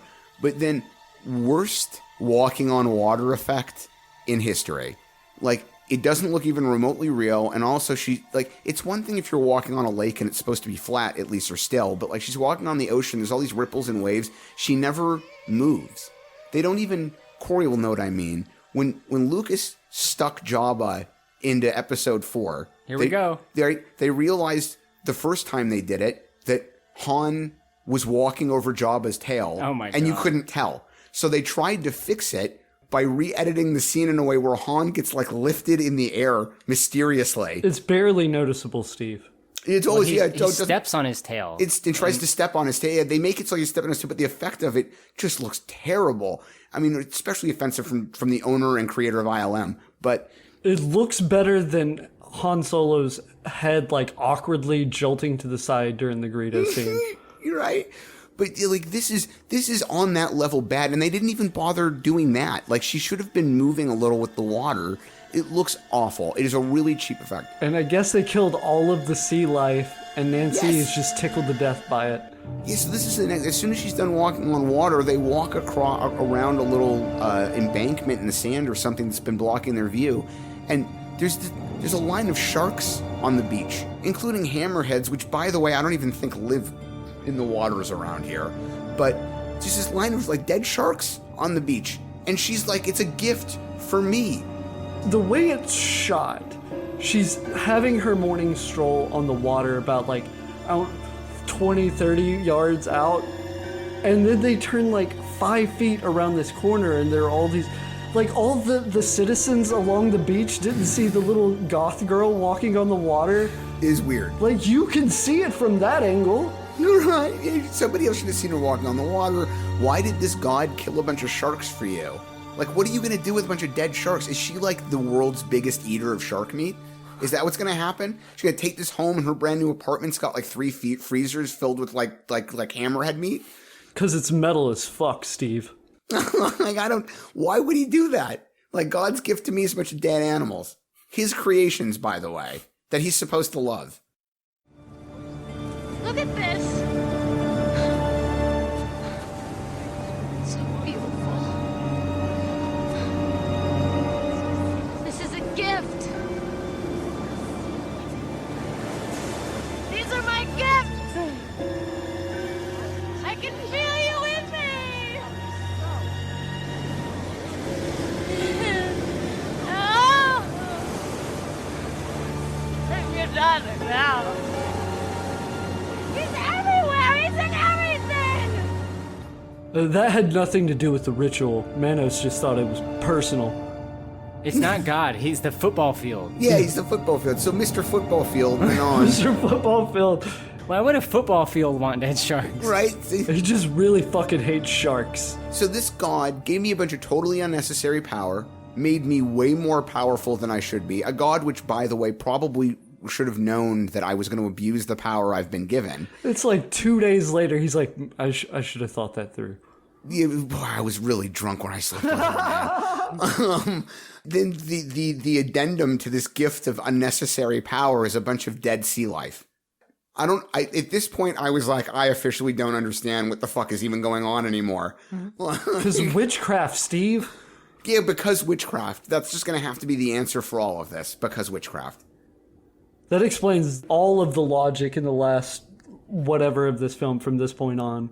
I gotta tell you, it had been a few years since I sat through it, and I've got this really, I didn't dislike it, but I've got this really endearing memory of this movie, and this watch through, I started asking myself why. Anyway. There's some friction that starts to form in the group, especially after Nancy becomes like all powerful. And now she's also rich. But Sarah is not really on board with some of the decisions that Nancy is making.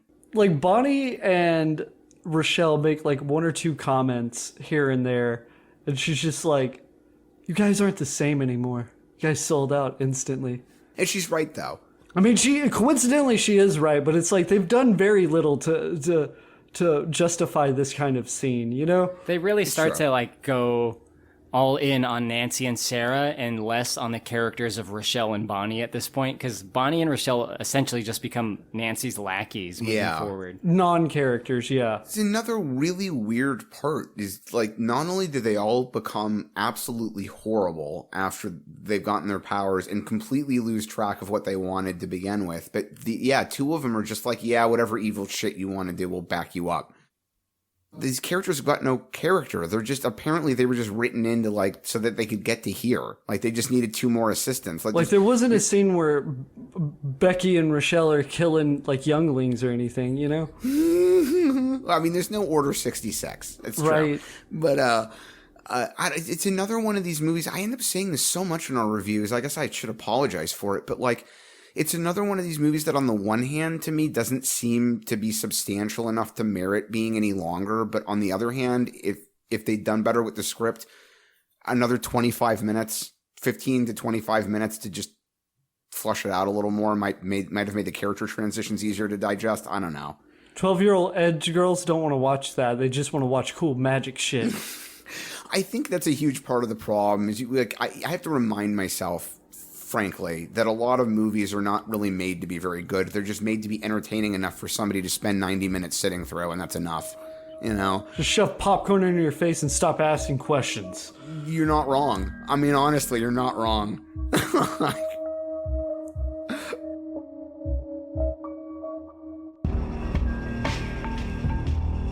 So when Sarah starts to distance herself from the group at large, she does kind of succumb to Chris, who's basically been stalking her, and says, okay, I'll go out with you once. I think it's just because she needs someone to vent to. Yeah, I mean, that's the only thing I can come up with. This is going to go great. Because, yeah, exactly. This is another part of my problem with the whole issue between the two of them. She goes out with them. She rejects him softly. He takes it. He responds then by telling the whole school that they fucked and that she's a terrible lay. Her reaction to that is, I still want him to have a crush on me, so I'm going to cast a spell to make it happen. And the spell goes so wrong, it culminates with him literally trying to rape her. And her response to her father from that point is to say that she still thinks there's a good person underneath it all. It's like, no, he was a piece of shit before you cast the spell. That's just something you say after someone dies. You're right, but like... He petted a puppy once. Deep down, he was nice. He had a little puppy. He had a little puppy once. Little puppy. He's like, no, he was a piece of shit that your spell made even worse than normal. Like, and he literally tried to rape you, and I don't get it. But that whole thing is just like, I have to imagine you're right, that she really just felt so alone, and she's lost her mother, and she clearly has no relationship with her stepdad, or stepmother, I mean. And her father seems like he's trying to be nice, but is kind of vacant otherwise. The moment you ask, why aren't we at the restaurant? Aren't we supposed to go to a restaurant? And he just looks at you deepingly, longingly in your eyes and says, nope. You should probably start booking it. Yeah, I mean, at that age, she probably should have known when he beelined directly for an out-of-the-way spot up in the canyons that something was not going to go the way she wanted. But yeah. Chris, why are we 3 hours out of town? Look, I am absolutely not victim blaming here at all, and there's no justification for a guy behaving that way, but you've got to be aloof enough to know when you're being put in a position where you're at that kind of risk. Like... Well, we're not talking about real victim. We're talking about poorly written scripts. Yeah, that's true. That is true. So after that whole event with Chris, Sarah meets up with her friends again and kind of tells them what happened, and Nancy is out for fucking blood.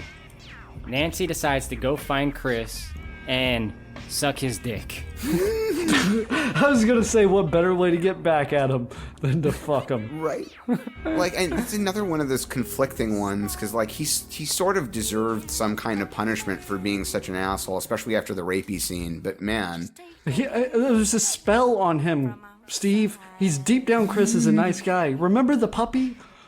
You remember the puppet that, you know, like when he wasn't under the spell and he just decided to tell everyone in school that a girl he'd never actually touched was a total whore in a terrible way? That was... Boys be boys, Steve. Yeah, I mean, that was it. It's just boys being boys. It's totally fine. You don't even understand. Like, I don't get it. I don't get it. Why? It's just so tropey. Everyone's got to be stereotyped. Anyway. Josh, why don't you tell us about Nancy confronting Chris?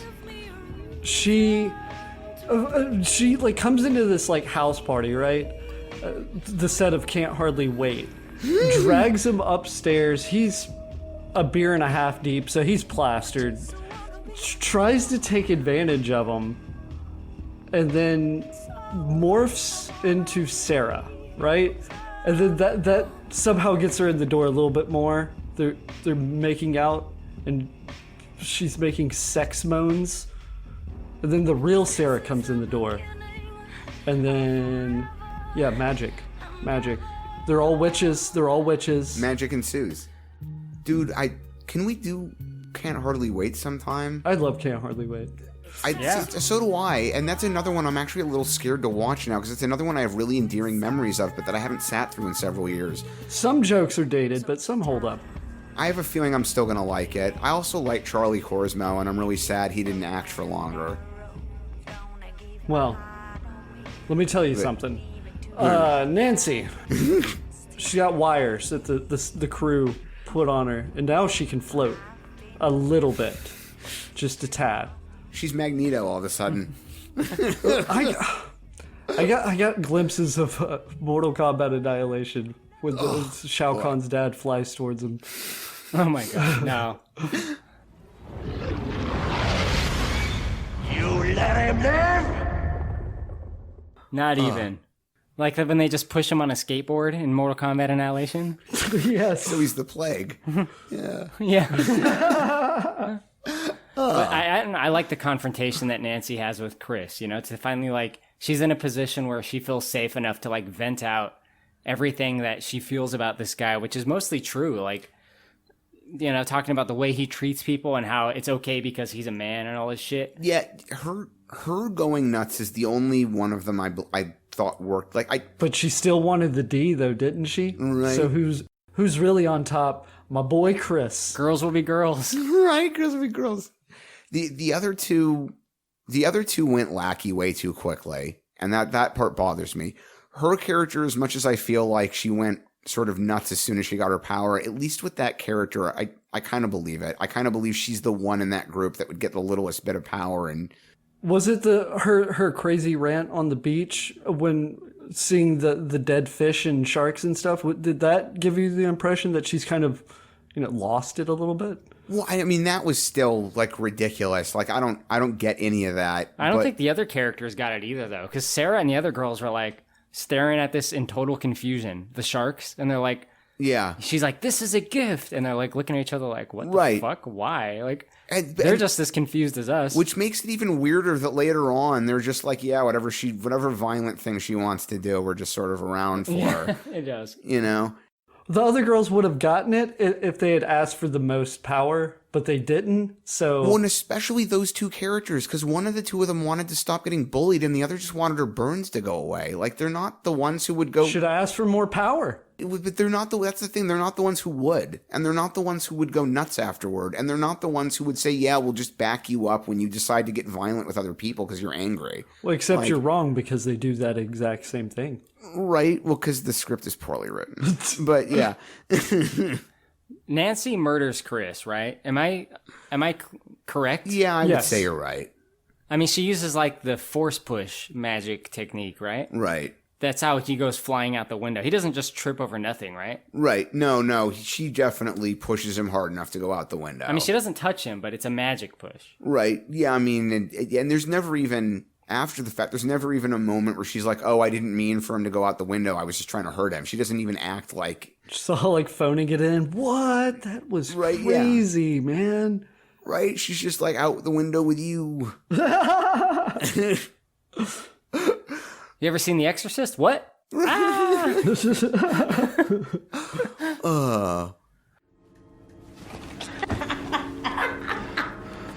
a witch! They were right. They usually are. Nancy, come on, get off the bed, let's go. She's a witch too, you know. I mean, the only reason you're in love with her is because she cast a spell on you. No. Yes. Sad but true. That's why I'm here. To help you forget about it.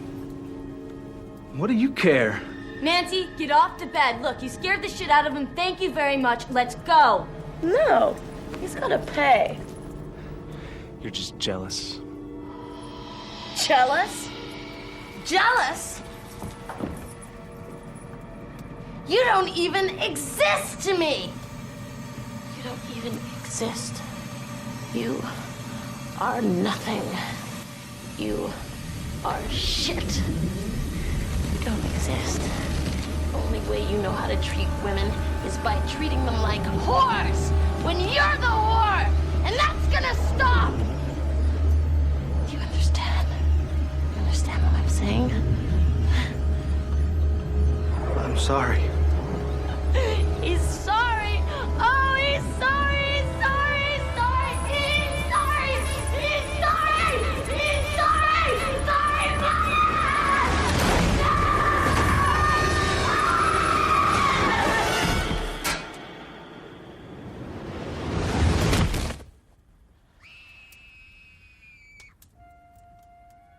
Yeah, so Chris does die from that fall, which is good because I think in a movie that was trying to be safe, they might have said he broke his leg, you know? No, you die from that. That's a death fall.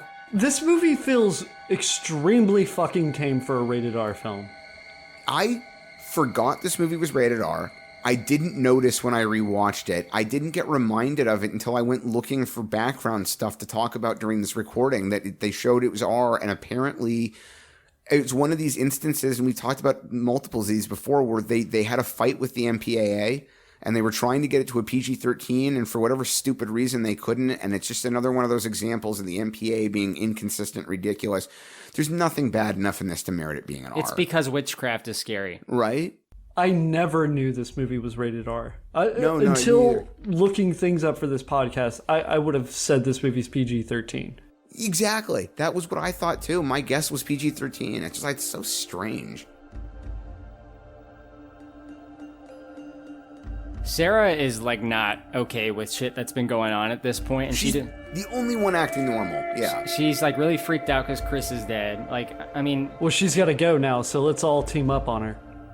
Yeah, she leaves the group essentially, and that's where she becomes the true adversary to Nancy because she's not with them; she is now against them. All of a sudden, we don't need you anymore, bitch. And that's the most offensive. The Nancy character, I'll buy it. The other two, Bonnie and Rochelle, maybe they'll go along for a while, but I have such a hard time buying those characters. Nancy would say yeah, we've got to kill her. And the other two are yeah, okay, I guess you're right. She should have been uncomfortably pressuring them into doing her bidding. Yeah, a lot. And I kind of feel like it almost would have been a better ending if one of the two of them didn't go along. I don't know. What if Nancy kills Rochelle for giving her the back sass? And now Bethany, or whatever the fuck, is like, oh shit, if I don't do what she says, I might die too. That I would have been more willing to go with. I don't need it to be perfect. I just want them to give me something. She could have said, "Do you want to end up like Chris?" to them. Yeah, and that would have been like enough to scare him straight. Yeah, thank you. Yeah, just give me the nugget. I don't like if it's not perfect. Fine, just something that indicates some effort to give the character a motivation. Wait, I got a better idea. Let's just write them as lackeys for the last 30 minutes. Just don't give them any character. It makes it easier on us. Thank you. That's another element to it. It's not just that the character transition doesn't make any sense. It's that they went from being main characters to being lackeys between the second and third act with no explanation. Their arcs are done, so we don't know what to do with these characters. Yeah, I think you must be right. It's like, what do we do with them now? Let's just have them be sidekicks. We heard the police came to your house. They came to mine, too. Yeah, well, I didn't tell them anything. Well, then why do you want to leave the circle? I didn't say... You don't need to say it. You're thinking it. Look, Nancy, people are dead, okay? Chris and Ray are... Those were accidents. They deserved it. Says who? Says me, and you know it's true. Fine, whatever, I'm out. Fine? That's fine. We don't really need a fourth anymore, do we, girls? No. Mm-mm. But if you're gonna leave the circle, you might want to think about leaving the school. And maybe the city, too. We're not sure. Or the planet. You know, in the old days, if a witch betrayed her coven, they would kill her.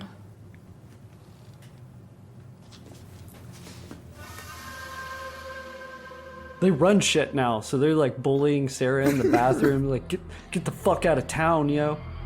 Yeah, the scars are gone and the bully's bald, so let's just do something different with them. Sarah says at one point to the other girls, she's like, look, people are dead. Chris and Ray. Yeah. And I'm like, I paused it, and I'm like, who the fuck is Ray? Yeah, who is Ray? Which one was Ray? Who's Ray? Charles is dead? What does that have to do with your plot? Who else did they kill? Well, there's a hobo guy that they don't know the name of. Yeah, but you're right, they wouldn't have known his name. name. And he's in the script as Vagrant. Yeah. So they never were like, hey, what's your name? He's like, oh, I'm Ray. I'm gonna get you with a snake. Oh, no, buy my snake. Did the hobo kid in the Spawn movie have a name? I don't remember anymore. I don't know. The kid from Kindergarten Cop. Yeah. No, that's the dog in Spawn. Spaz. My brain. All right, I got one thought at a time. The couple and Rochelle have started practicing bitchcraft, though. Bitchcraft. So there's a line. Someone named Ray died. We don't know who it is. I hadn't even thought about it. So you just said it. Like I was like, oh yeah, I remember that line. Then I'm like, wait, who the fuck is Ray?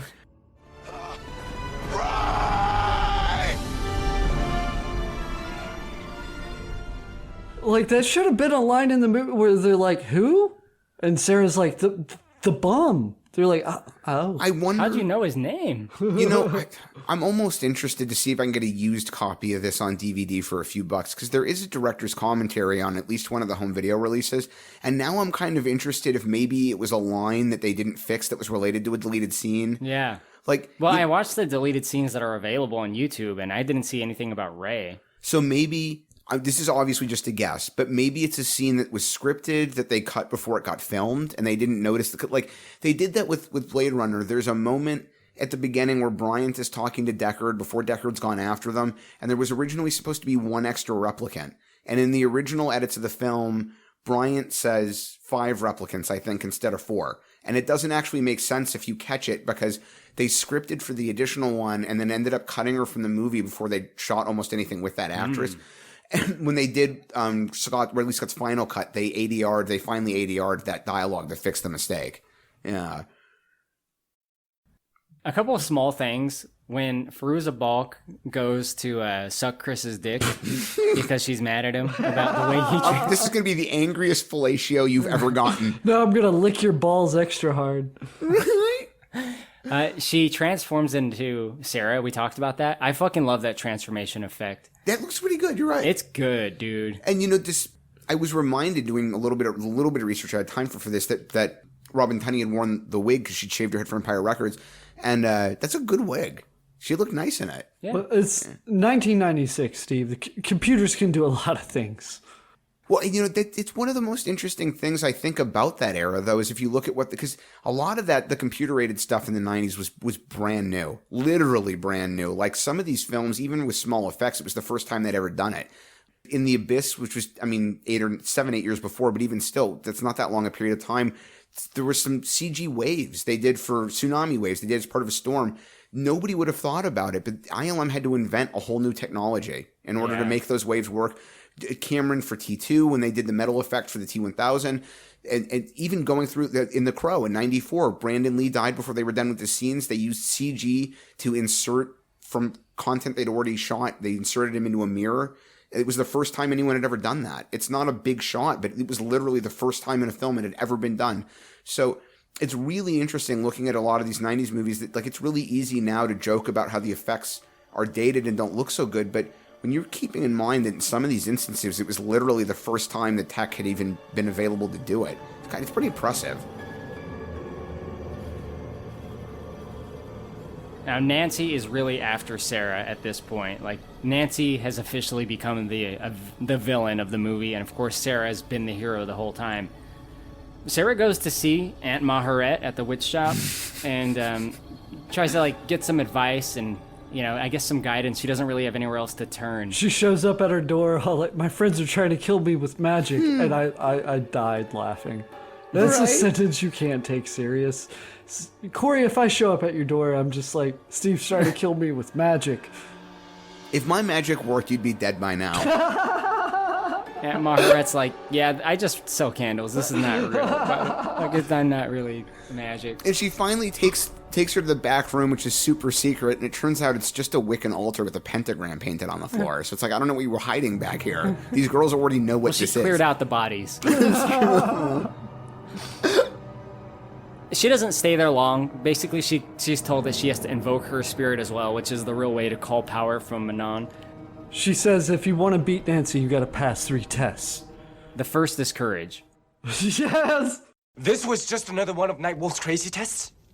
She goes to the expert and then immediately decides she's in too big of a hurry to listen to what the expert is telling her. So, yeah. When Sarah runs out of this magic shop, it's very brief. A shot of her running. She runs like a fucking idiot. She runs like Lando Calrissian. She is like floppy. She has this dumb floppy run, dude. I wonder, like, 90s goth girls wore some pretty nuts shoes. And oftentimes they had those sort of almost 60s style pants on that looked like they were a size too small, and you're confused about how they even got them on in the first place. Okay. You try running in that outfit, Korey.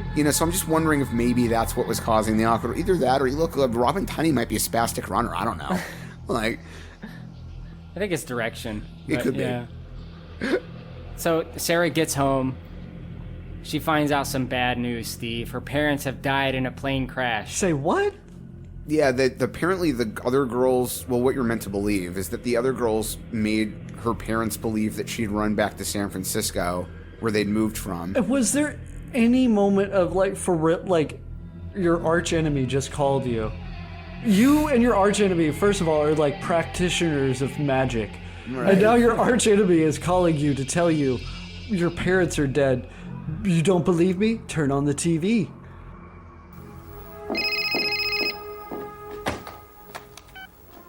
Hello?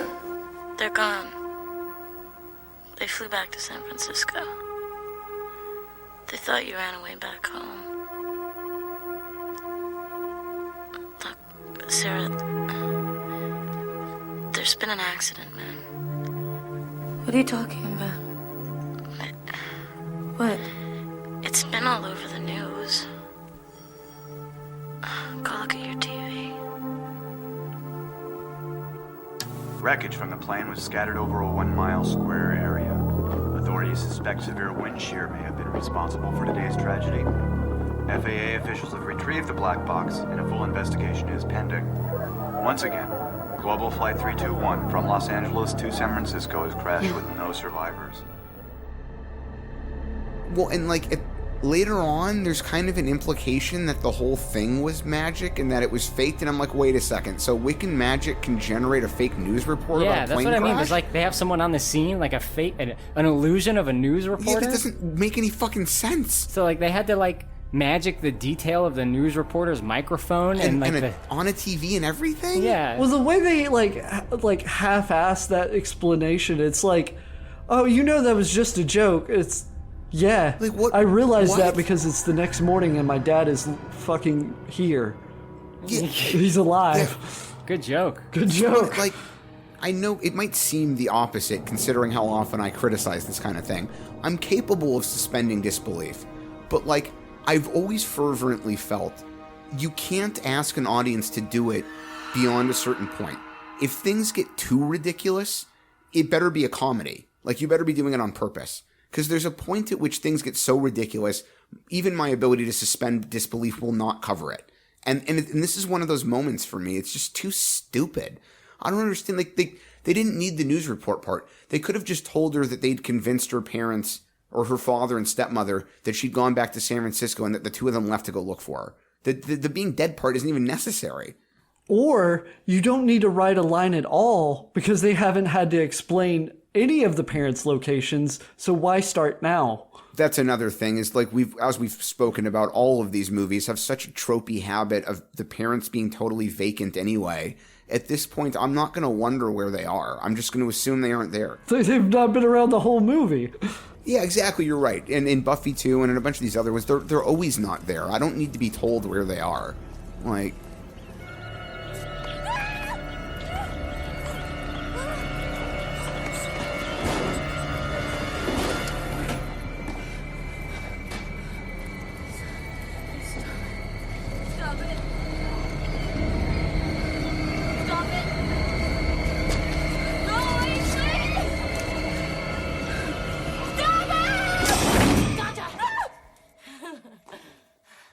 Well, Nancy gives Sarah a big old fat boo. Just boo. And says, you scream like a bitch. Well, she's a girl. I don't know what you expect. So Sarah comes into the living room of this mansion. They try to bully her into suicide. And when she tells them no, Nancy's just like, well, girls, and float. And they all float together. It's like they practiced it. So out of character for the other two. Nancy's like, yeah, we're gonna murder you and make it look like a suicide.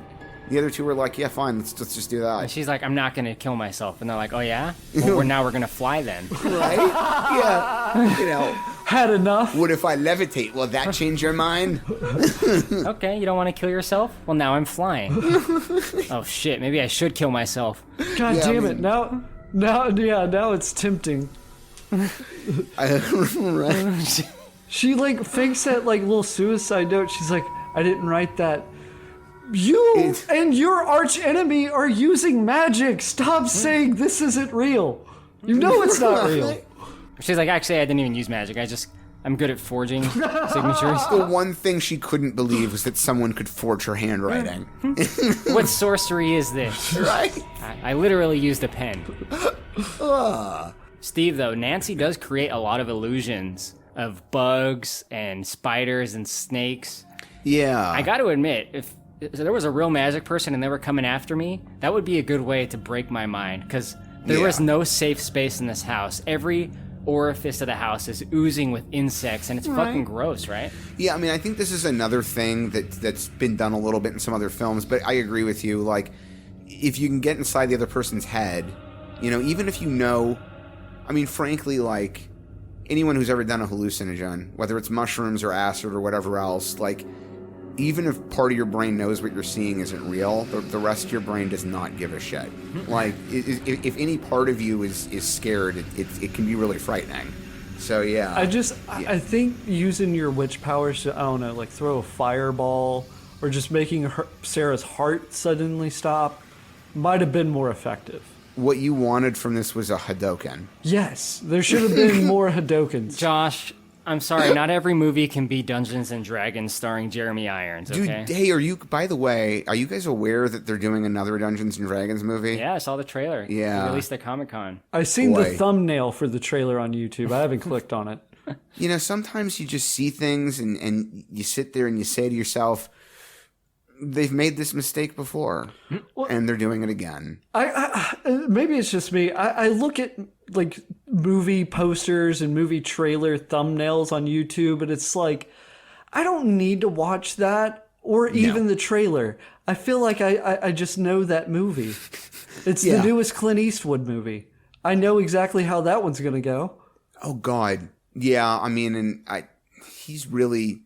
Well, let's be honest, even if we're talking about the really good ones, he's mostly made the same 3 or 4 films like 50 separate times. I mean, most of what he's famous for is playing basically the same cowboy in like 8 different movies. But even still, yeah. There was an article that came out, you can cut this, Korey. There was an article that came out there that like the new Warner Brothers guy, when he came over, he found out the previous executives had greenlit this Clint Eastwood movie that they knew wasn't going to make any money. And he's like, why did you greenlight this if you knew it wasn't going to make money? They're like, well, we kind of just did it as a favor. He's like, show business, not show friends, you fucking idiots. Right. Well, I mean, and that's not unusual, but it's usually the studio executives are usually able to leverage something for themselves out of it. Like we were in Moreau, and I don't want to rehash any arguing over anybody in particular, but like one of the reasons Frankenheimer agreed to even take on that project was because the studio said, we'll let you pick out 3 other films to direct for yourself. And he said, fine. You know, or Tom Cruise has done this sort of thing before. Other big actors where they'll say, you know, the studio really wants them for X, and they'll say, okay, well, I'll do it, but I'll only do it if you guys agree to produce these 2 other things that I want to get to. I'll do your Mummy film, but I want to be an executive producer. You know, that, and so, like, fine, you know, I get it. The producers can justify that because it works for both ends. But, like, yeah, should just say, fine, you know, you're Clint Eastwood, so we'll make this movie. At the same time, I feel like that's kind of what somebody's doing with M. Night Shyamalan. Because the guy's made one good movie. He's made one good movie. There was an article that said he was the next Spielberg in 2003. So, come on. Yeah, I mean, I think the first 4 of them I can justify because they clearly were just crossing their fingers and hoping he would do The Sixth Sense a second time. Lady in the Water's a masterpiece. No. It's his best film he's ever written. And like, I'm not even like on its own. I'm not even saying The Village is necessarily a bad movie, but I remember sitting, I don't even remember what we were seeing. I was sitting in a movie theater with a friend of mine, James, and they played the trailer for The Village. And I looked at James and I said, that whole movie is going to be about a bunch of people living in what they think is a village from like the 1700s. And at the end, one of them is going to discover the modern world still exists outside their village. And James Bring in James. We need to verify if this is true. You know what? I will ask him. I will call him one of these days on the podcast because if he remembers, I guarantee you he would repeat the story.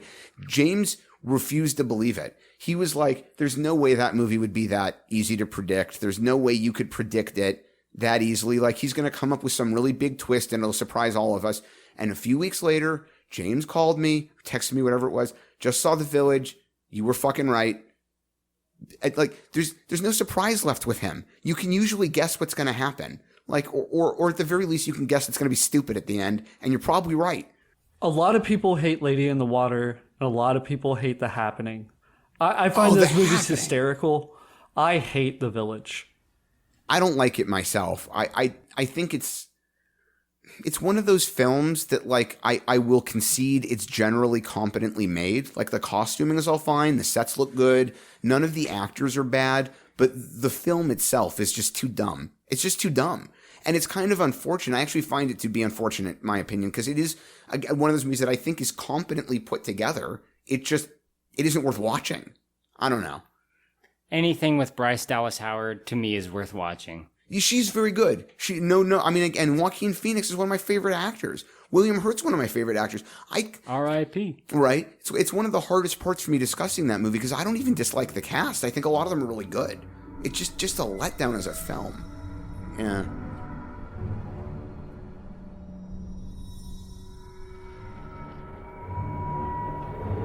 Hail to the guardians of the watchtowers of the north.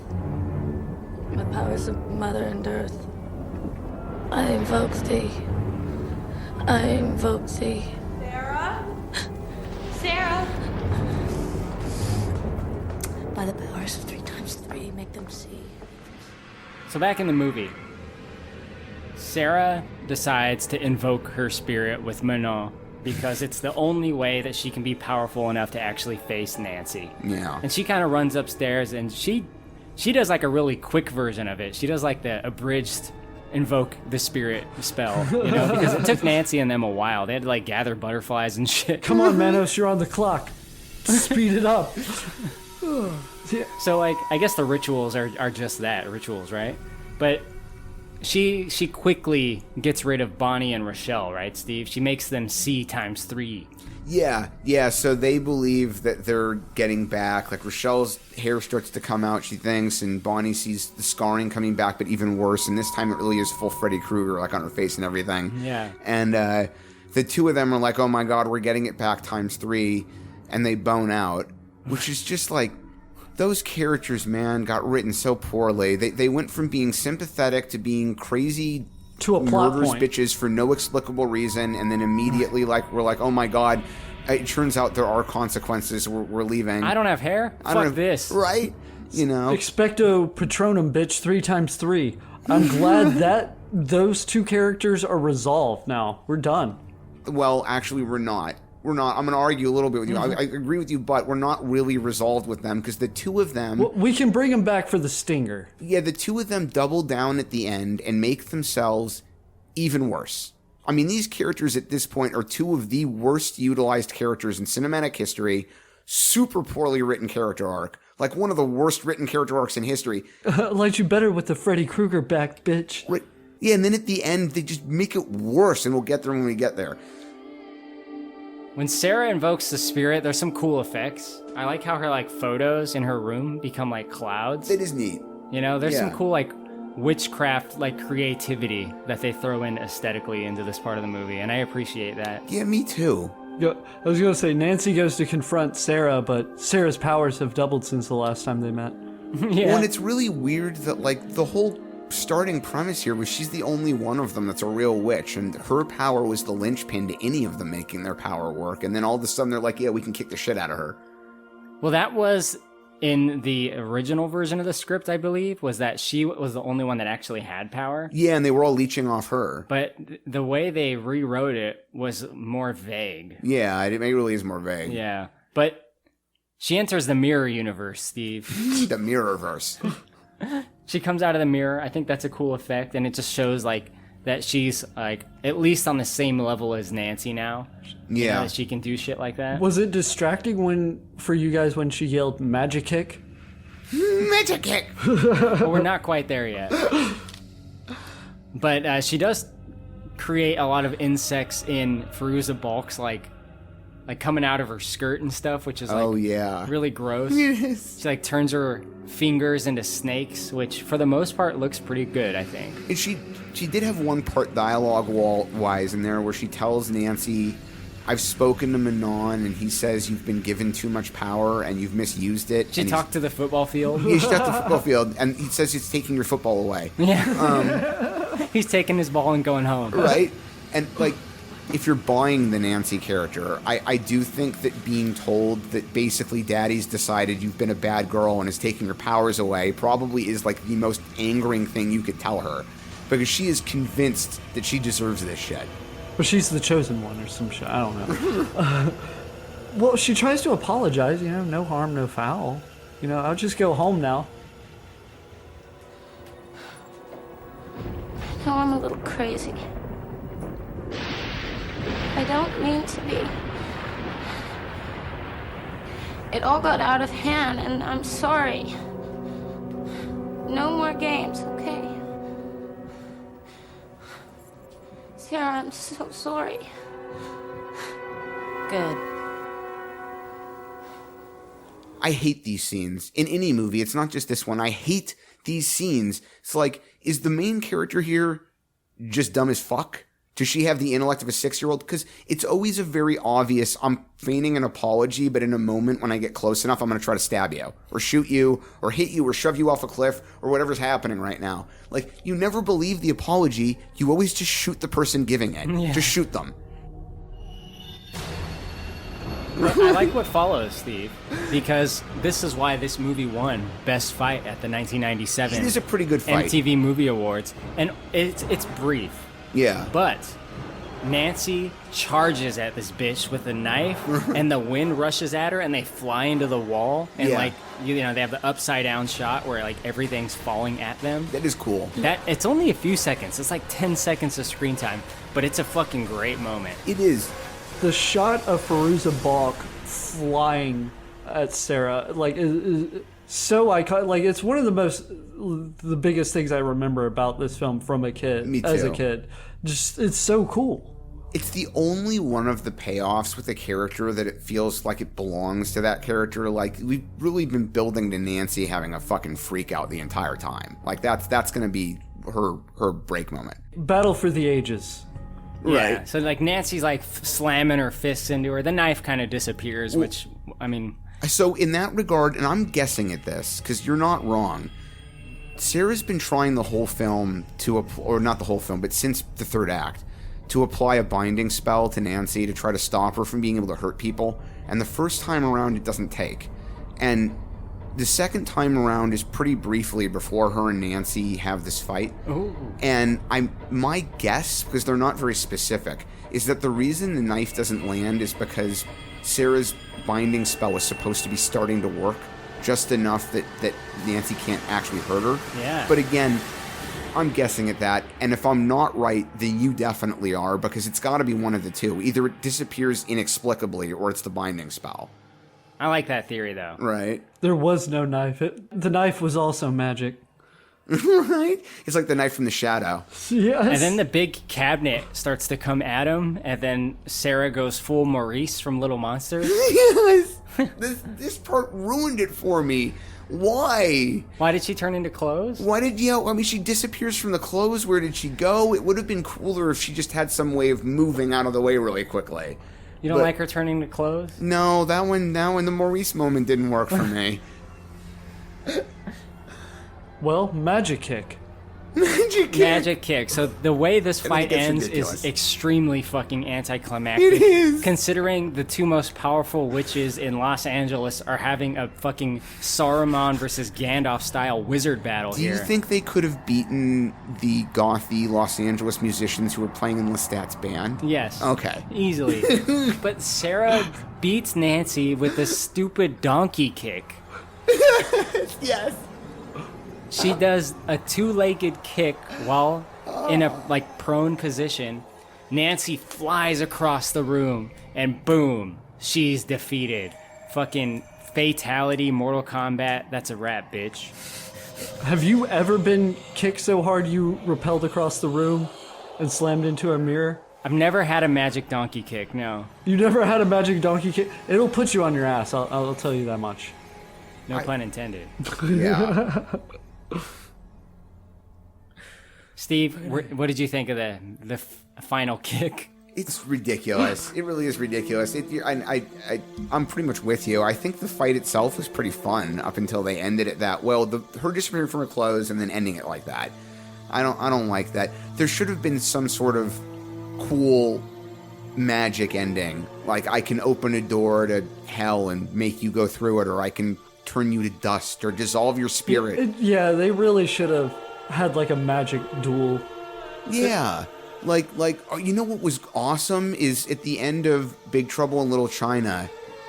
She throws a knife at her? Right, well, when Egg Shen... If they started shooting laser beams at each other like Egg Shen. Yeah, when Egg Shen and Lopan are having the magic battle, that was awesome. I love that movie. Dude, if Nancy and Sarah started doing that, it becomes the greatest movie ever. Admittedly, that's kind of a trope of its own. I mean, you think about, like, Palpatine and the other Jedis having lightning fights in the Star Wars movies, or how many movies can you think of where two of the characters are magic or powerful, and what they basically devolve into is them just shooting energy at each other? You know? So you're saying you would have rather preferred Nancy and Sarah being like, it seems our powers cannot be tested but only our skills with a lightsaber. Josh, would it have been... Okay, two-part question. A, would it have been any more ridiculous than the way they did it? And B, wouldn't it have been more entertaining? Because I think it's a no and a yes. Yes. Yeah, I agree with you. It's yes and no, simultaneously, working together in tandem. I'm not necessarily saying it would be good. It just would have been more fun without being any more ridiculous. It takes the movie to 11. Yeah, exactly. You know, if you're gonna indulge the ridiculousness, you may as well indulge the ridiculous. Like, none of this is meant to be a serious ride to begin with. But wait, it's not? Right? Oh, shit. Oh, shit. Steve.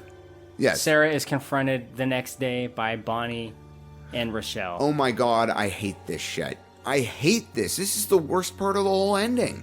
The two of them show back up and they basically say, yeah, we're kind of sort of glad you're not dead, but also, by the way... Sorry about that whole trying to kill you thing. But also, by the way, we're still giant bitches, and we've decided that we don't want to not be powerful.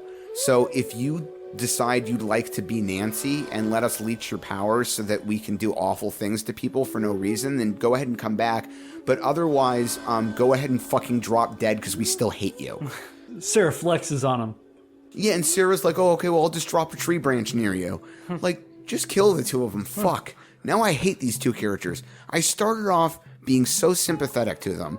One's this teenage girl with a scarred body who just wants to be normal, and the other's being picked on by a racist. And it's like, that's sympathetic. That's some sympathetic shit. And then Sarah's like, you don't want to end up like that bitch Nancy. That cut to Nancy in Arkham Asylum. Yeah, and that makes it even worse. Then they turn into total bitches. I would almost use the C word because it's that bad. They turn into total fucking bitches, and they turn into Nancy's lackeys. They're willing to do fucking whatever. Then Sarah shows them that the shit's gonna come back by making them think they're burned and their hair's falling out, and they run away. Nancy dies, and they come back basically to say, we still hate you, we think you're an awful bitch, but rather than killing you, we will wonder if you'd mind letting us use your power to do some more fucked up stuff to innocent people. Because girls get it done. Well, Nancy's not dead, she's committed. Oh, that's right. And and then they flash to Nancy pulling a Joker, which is tantamount to that deleted scene from fucking the Batman. Don't give her that much credit. That's Jim Carrey at the end of Batman Forever. You know what? You're right. Yeah, you're right. I was gonna say Chase Meridian walks in. Ooh, you're right. And she's like, I know the true identity of Batman. Psychiatrist with a credit card for a name fucking walks in. Like, who is Batman, Edward? Tell me. Yeah, this is... What a shit ending. What a shit ending. I don't hate it. Really? I don't even dislike the movie. I'm actually going to end up giving the movie an okay-ish review, but the ending is bad. I am too, despite me shitting all over the plot and pointing out plot holes and inconsistencies. I'm still going to give it a positive rating. Yeah. Well, we're almost there, guys. I think it's time to go into final thoughts because we discussed the movie itself. Steve, you have any final thoughts before ratings? Most of my final thoughts will get bundled into my review. It's not a hateable movie, and it is entertaining, but it's not actually very good. I'll just keep the rest for my review. Josh, do you have any final thoughts before ratings? When they're in French class, their French teacher looks like Elon Musk's ugly little brother. I was just like, French Elon Musk, really upset with Breckenmeyer. With Breckenmeyer. I want to say this because I actually forgot to give my answer earlier at the very beginning of the podcast when I talked about witch movies. The motherfucking Blair Witch Project. Yeah, I almost brought that one up. Fucking A, dude. The Blair Witch Project was a event of the 90s. It was the biggest letdown of a movie event in history. I mean, the people I'd heard talk about that movie made it sound like it would make Navy SEALs shit themselves with fear. It was supposed to be the most frightening fucking thing that had ever been committed to film. It's real footage, Steve. It's real. It really happened. It's real footage. I mean, you know what that movie's biggest accomplishment really was, to Josh's point, was setting off a chain reaction of shitty found footage movies. Just an endless row of them, and they were almost all bad. Like, that movie, I watched it with an 8-year-old cousin who it didn't scare. I mean, I don't know who the fuck was frightened by that movie, but it wasn't me.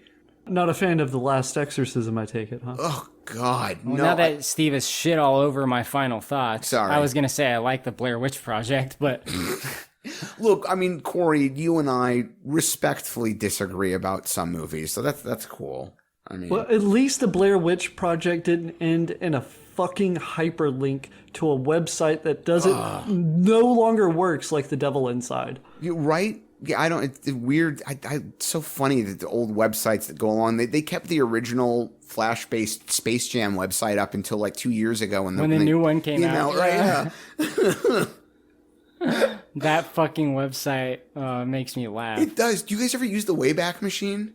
Sometimes. I try to explain to people who are like 18 to 25 what the internet was like in 1994, and they don't get it. So I've got to get on the Wayback Machine and be like, yo, this was the internet. An hour of this a day was enough. There wasn't enough to do. Pages and pages of forums. Yeah, exactly. That most of my time was chat rooms and IRC and fucking instant messenger.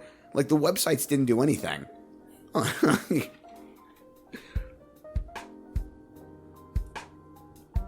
Let's get into ratings. Josh, on any rating scale you want, what are you going to give The Craft? So, I'm going to give it a bonus point for nostalgia purposes, but I'm going to give it 7 Hot Topics out of 10. Ooh.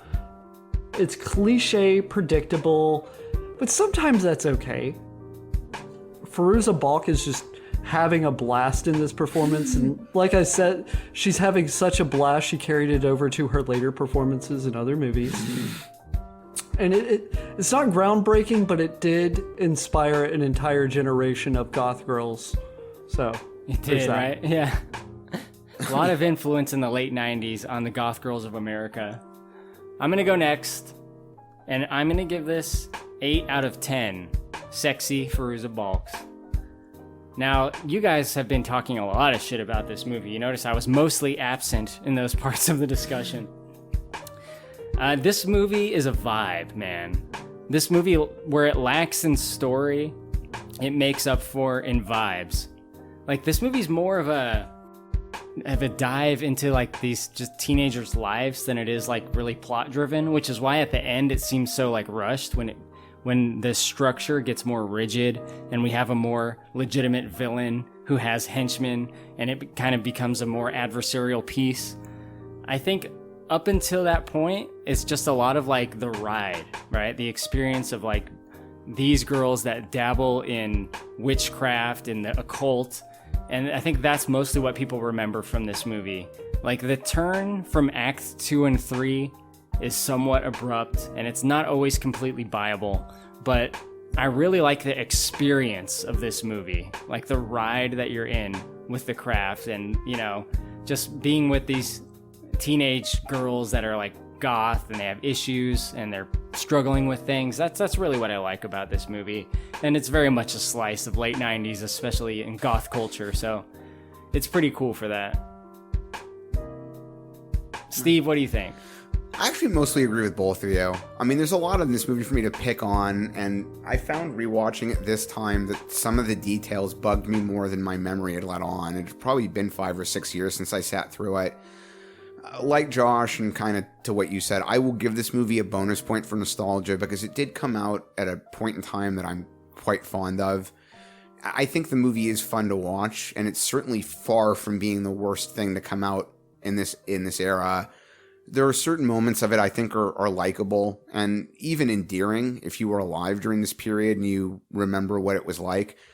But my bonus point is only going to take the rating on this one from a 5 to a 6. I'm going to give this one 16 witches out of 10. I think 16 witches? Yeah, yes. No, 16 witches. Oh. I'm going to give it 16 witches. But yeah, look, it's definitely not the worst. Nostalgia helps, but it's kind of a weak movie. Like, the character arcs don't make a lot of sense. Characters that start off being sympathetic get way into themselves with no arc being involved and turn into crazed bitches, and there's a lot of weird stuff about the story. So it's not a hateable one. I will probably watch it again, even if for no reason other than nostalgia. But That's probably about my takeaway from it. Right on. That's fair. At least you weren't overly harsh in your final rating. No, I don't hate this movie. I just don't think it's great. You just act like you do. Well, I hate parts of it. But I honestly, I know you expressed that you never want to sit through Buffy again, but I kind of like both movies equally, if I'm being honest. Like, Buffy is an imperfect movie that I like for its humor, and this is an imperfect movie that I like for its nostalgia. This movie is way more teenage angsty than Buffy. Yeah. And obviously it's intended to be. Yeah, right? I agree It's a about totally that. different genre. But I think there's a more relatable factor in that to me. Even though I'm not a teenage girl, but I remember teenage angst very well. And I was somewhat of an outsider in high school. I can see what you mean with that point. I really can. Like, Buffy's more like you should be laughing at this rather than relating to it, and this was more meant to be, I think, relatable. Yeah. Yeah. This is the type of movie that, like, you throw on with some friends, you make a couple jokes, you point out some plot holes, but when the movie's over, you're like, yeah, but it's still pretty good. Exactly. And I think that's what we had here today. Yeah, I agree with both of those sentiments. It's not a terrible one. It's a movie I'd sit through again. Eventually, when I'm in the mood, I will probably watch it again. Do you ever see the guy version of this, Chronicle? No, I'm aware that exists, but that's the way it was always pitched to me, is like the teenage boy version of this, and I'm like, I don't need to see that. It's actually pretty good. Is it really? Yeah, it's a good movie. You know what? I'll try it. The real male version of this is The Covenant. Ooh, yeah. Talking about 17-year-old, 20-year-olds in high school with trench coats down to your ankles and just the edgiest of edgelords casting spells. Well, speaking of edgelords, Josh, you do reviews on YouTube as well. Why don't you tell the audience more about what you do, where they can find you, etc. etc. I make fun of movies for the most part. You can find me at Review DOOD or Review Inc. Not uploaded in a while, but whatever. Nobody's really asking, so I'm not really rushing. So I'm asking. Well, I make content for Korey right now. Yeah. That's something. Okay, well, that's good. As long as I get something. You got to give me my Josh fix. Thank you. Yeah, hey, you'll get your fix. Right? If you, the listeners, want to reach out to us, you can contact us at bigdumbmovie@gmail.com. Our Instagram is Big Dumb Movie Podcast. Also, I would like for you to leave us a positive rating and written review on Apple Podcasts or a 5-star rating on Spotify. If you did both, you're even extra cool. But also, we have a YouTube channel. And the YouTube channel is unique because not only do we upload our podcasts, we have special videos in the form of highlights and clips. And they are moments from our podcast that we really liked. We actually have them in proper video format, so I think you guys would really like those. Please subscribe to us on YouTube. There's a really, really good one on the channel right now about RoboCop 2, but I don't know who did that. James, Joyce, Jared? What's that guy's name? Jonathan. Jonathan. Yeah. Was that guy's name? Yeah. Shout out to Jonathan for making that one. Yeah, that guy's a legend. That guy, I mean, all I know is whoever edited that video is some kind of editing legend. Whatever. Yeah, I'm sure he's got a massive penis as well. I mean, 16, 17 inches minimum. Easily. Thank you guys for being here. Thank you, Steve, and thank you, Josh, for joining us. You guys. I really appreciate it. I know it's not always convenient to do a podcast, but I'm glad you guys are here, and I'm glad we do it. And our listeners certainly are, at least the ones that have reached out to me. So just know that. And to the listeners out there, we thank you for listening. We love you, and good night. Sweet dreams.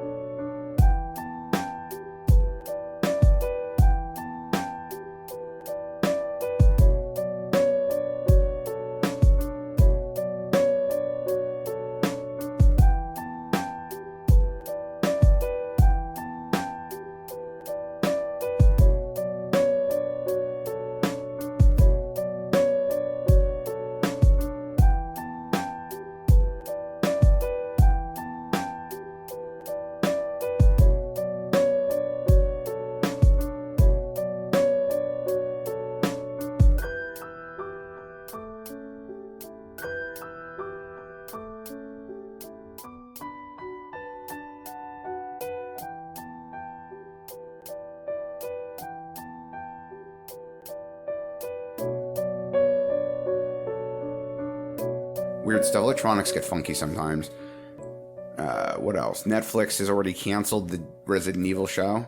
Yeah, I saw that. Yeah. That's probably for the best. Yeah, probably. I haven't bothered watching it because nobody had anything good to say about it. It seemed terrible.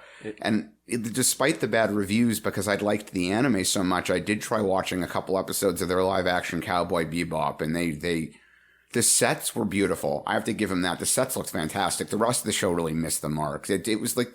It's like made by people who'd watched 3 episodes of the anime on mute and just tried to emulate what they'd seen.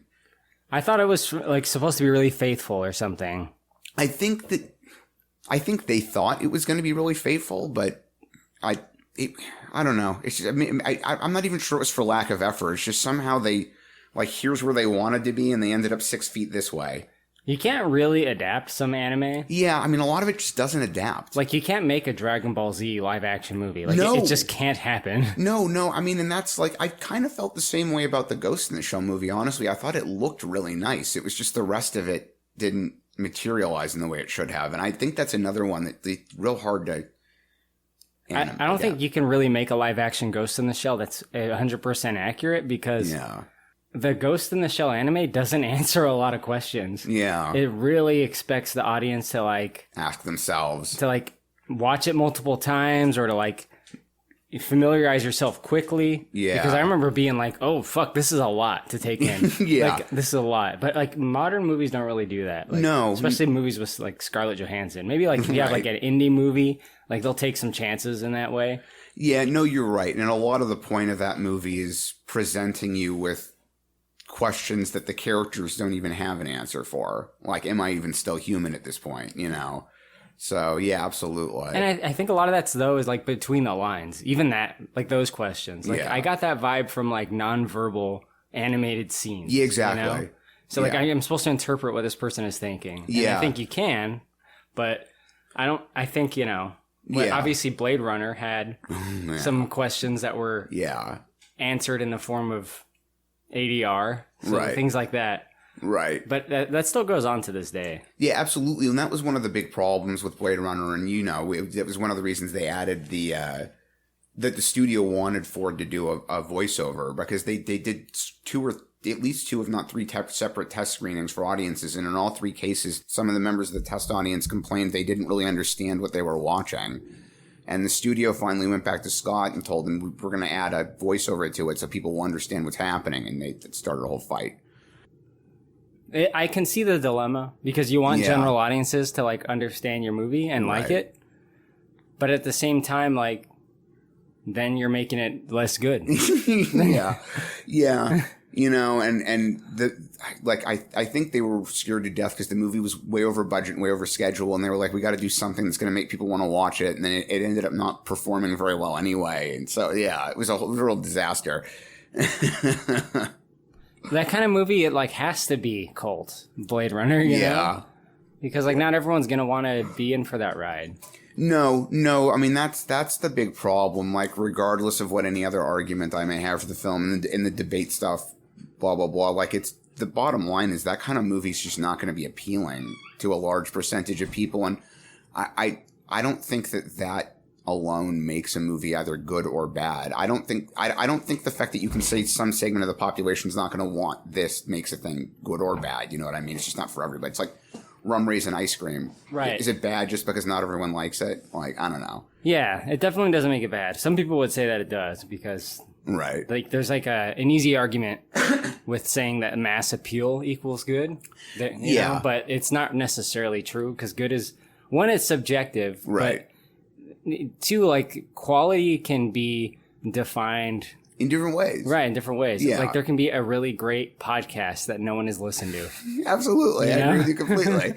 No, and, you know, that's another thing. 100% you're right. And I think that's the difficulty with a lot of films is, like, if it's not the type of material a given person is interested in to begin with, then it won't matter how technically good that film is otherwise, because that person's just never going to connect with it.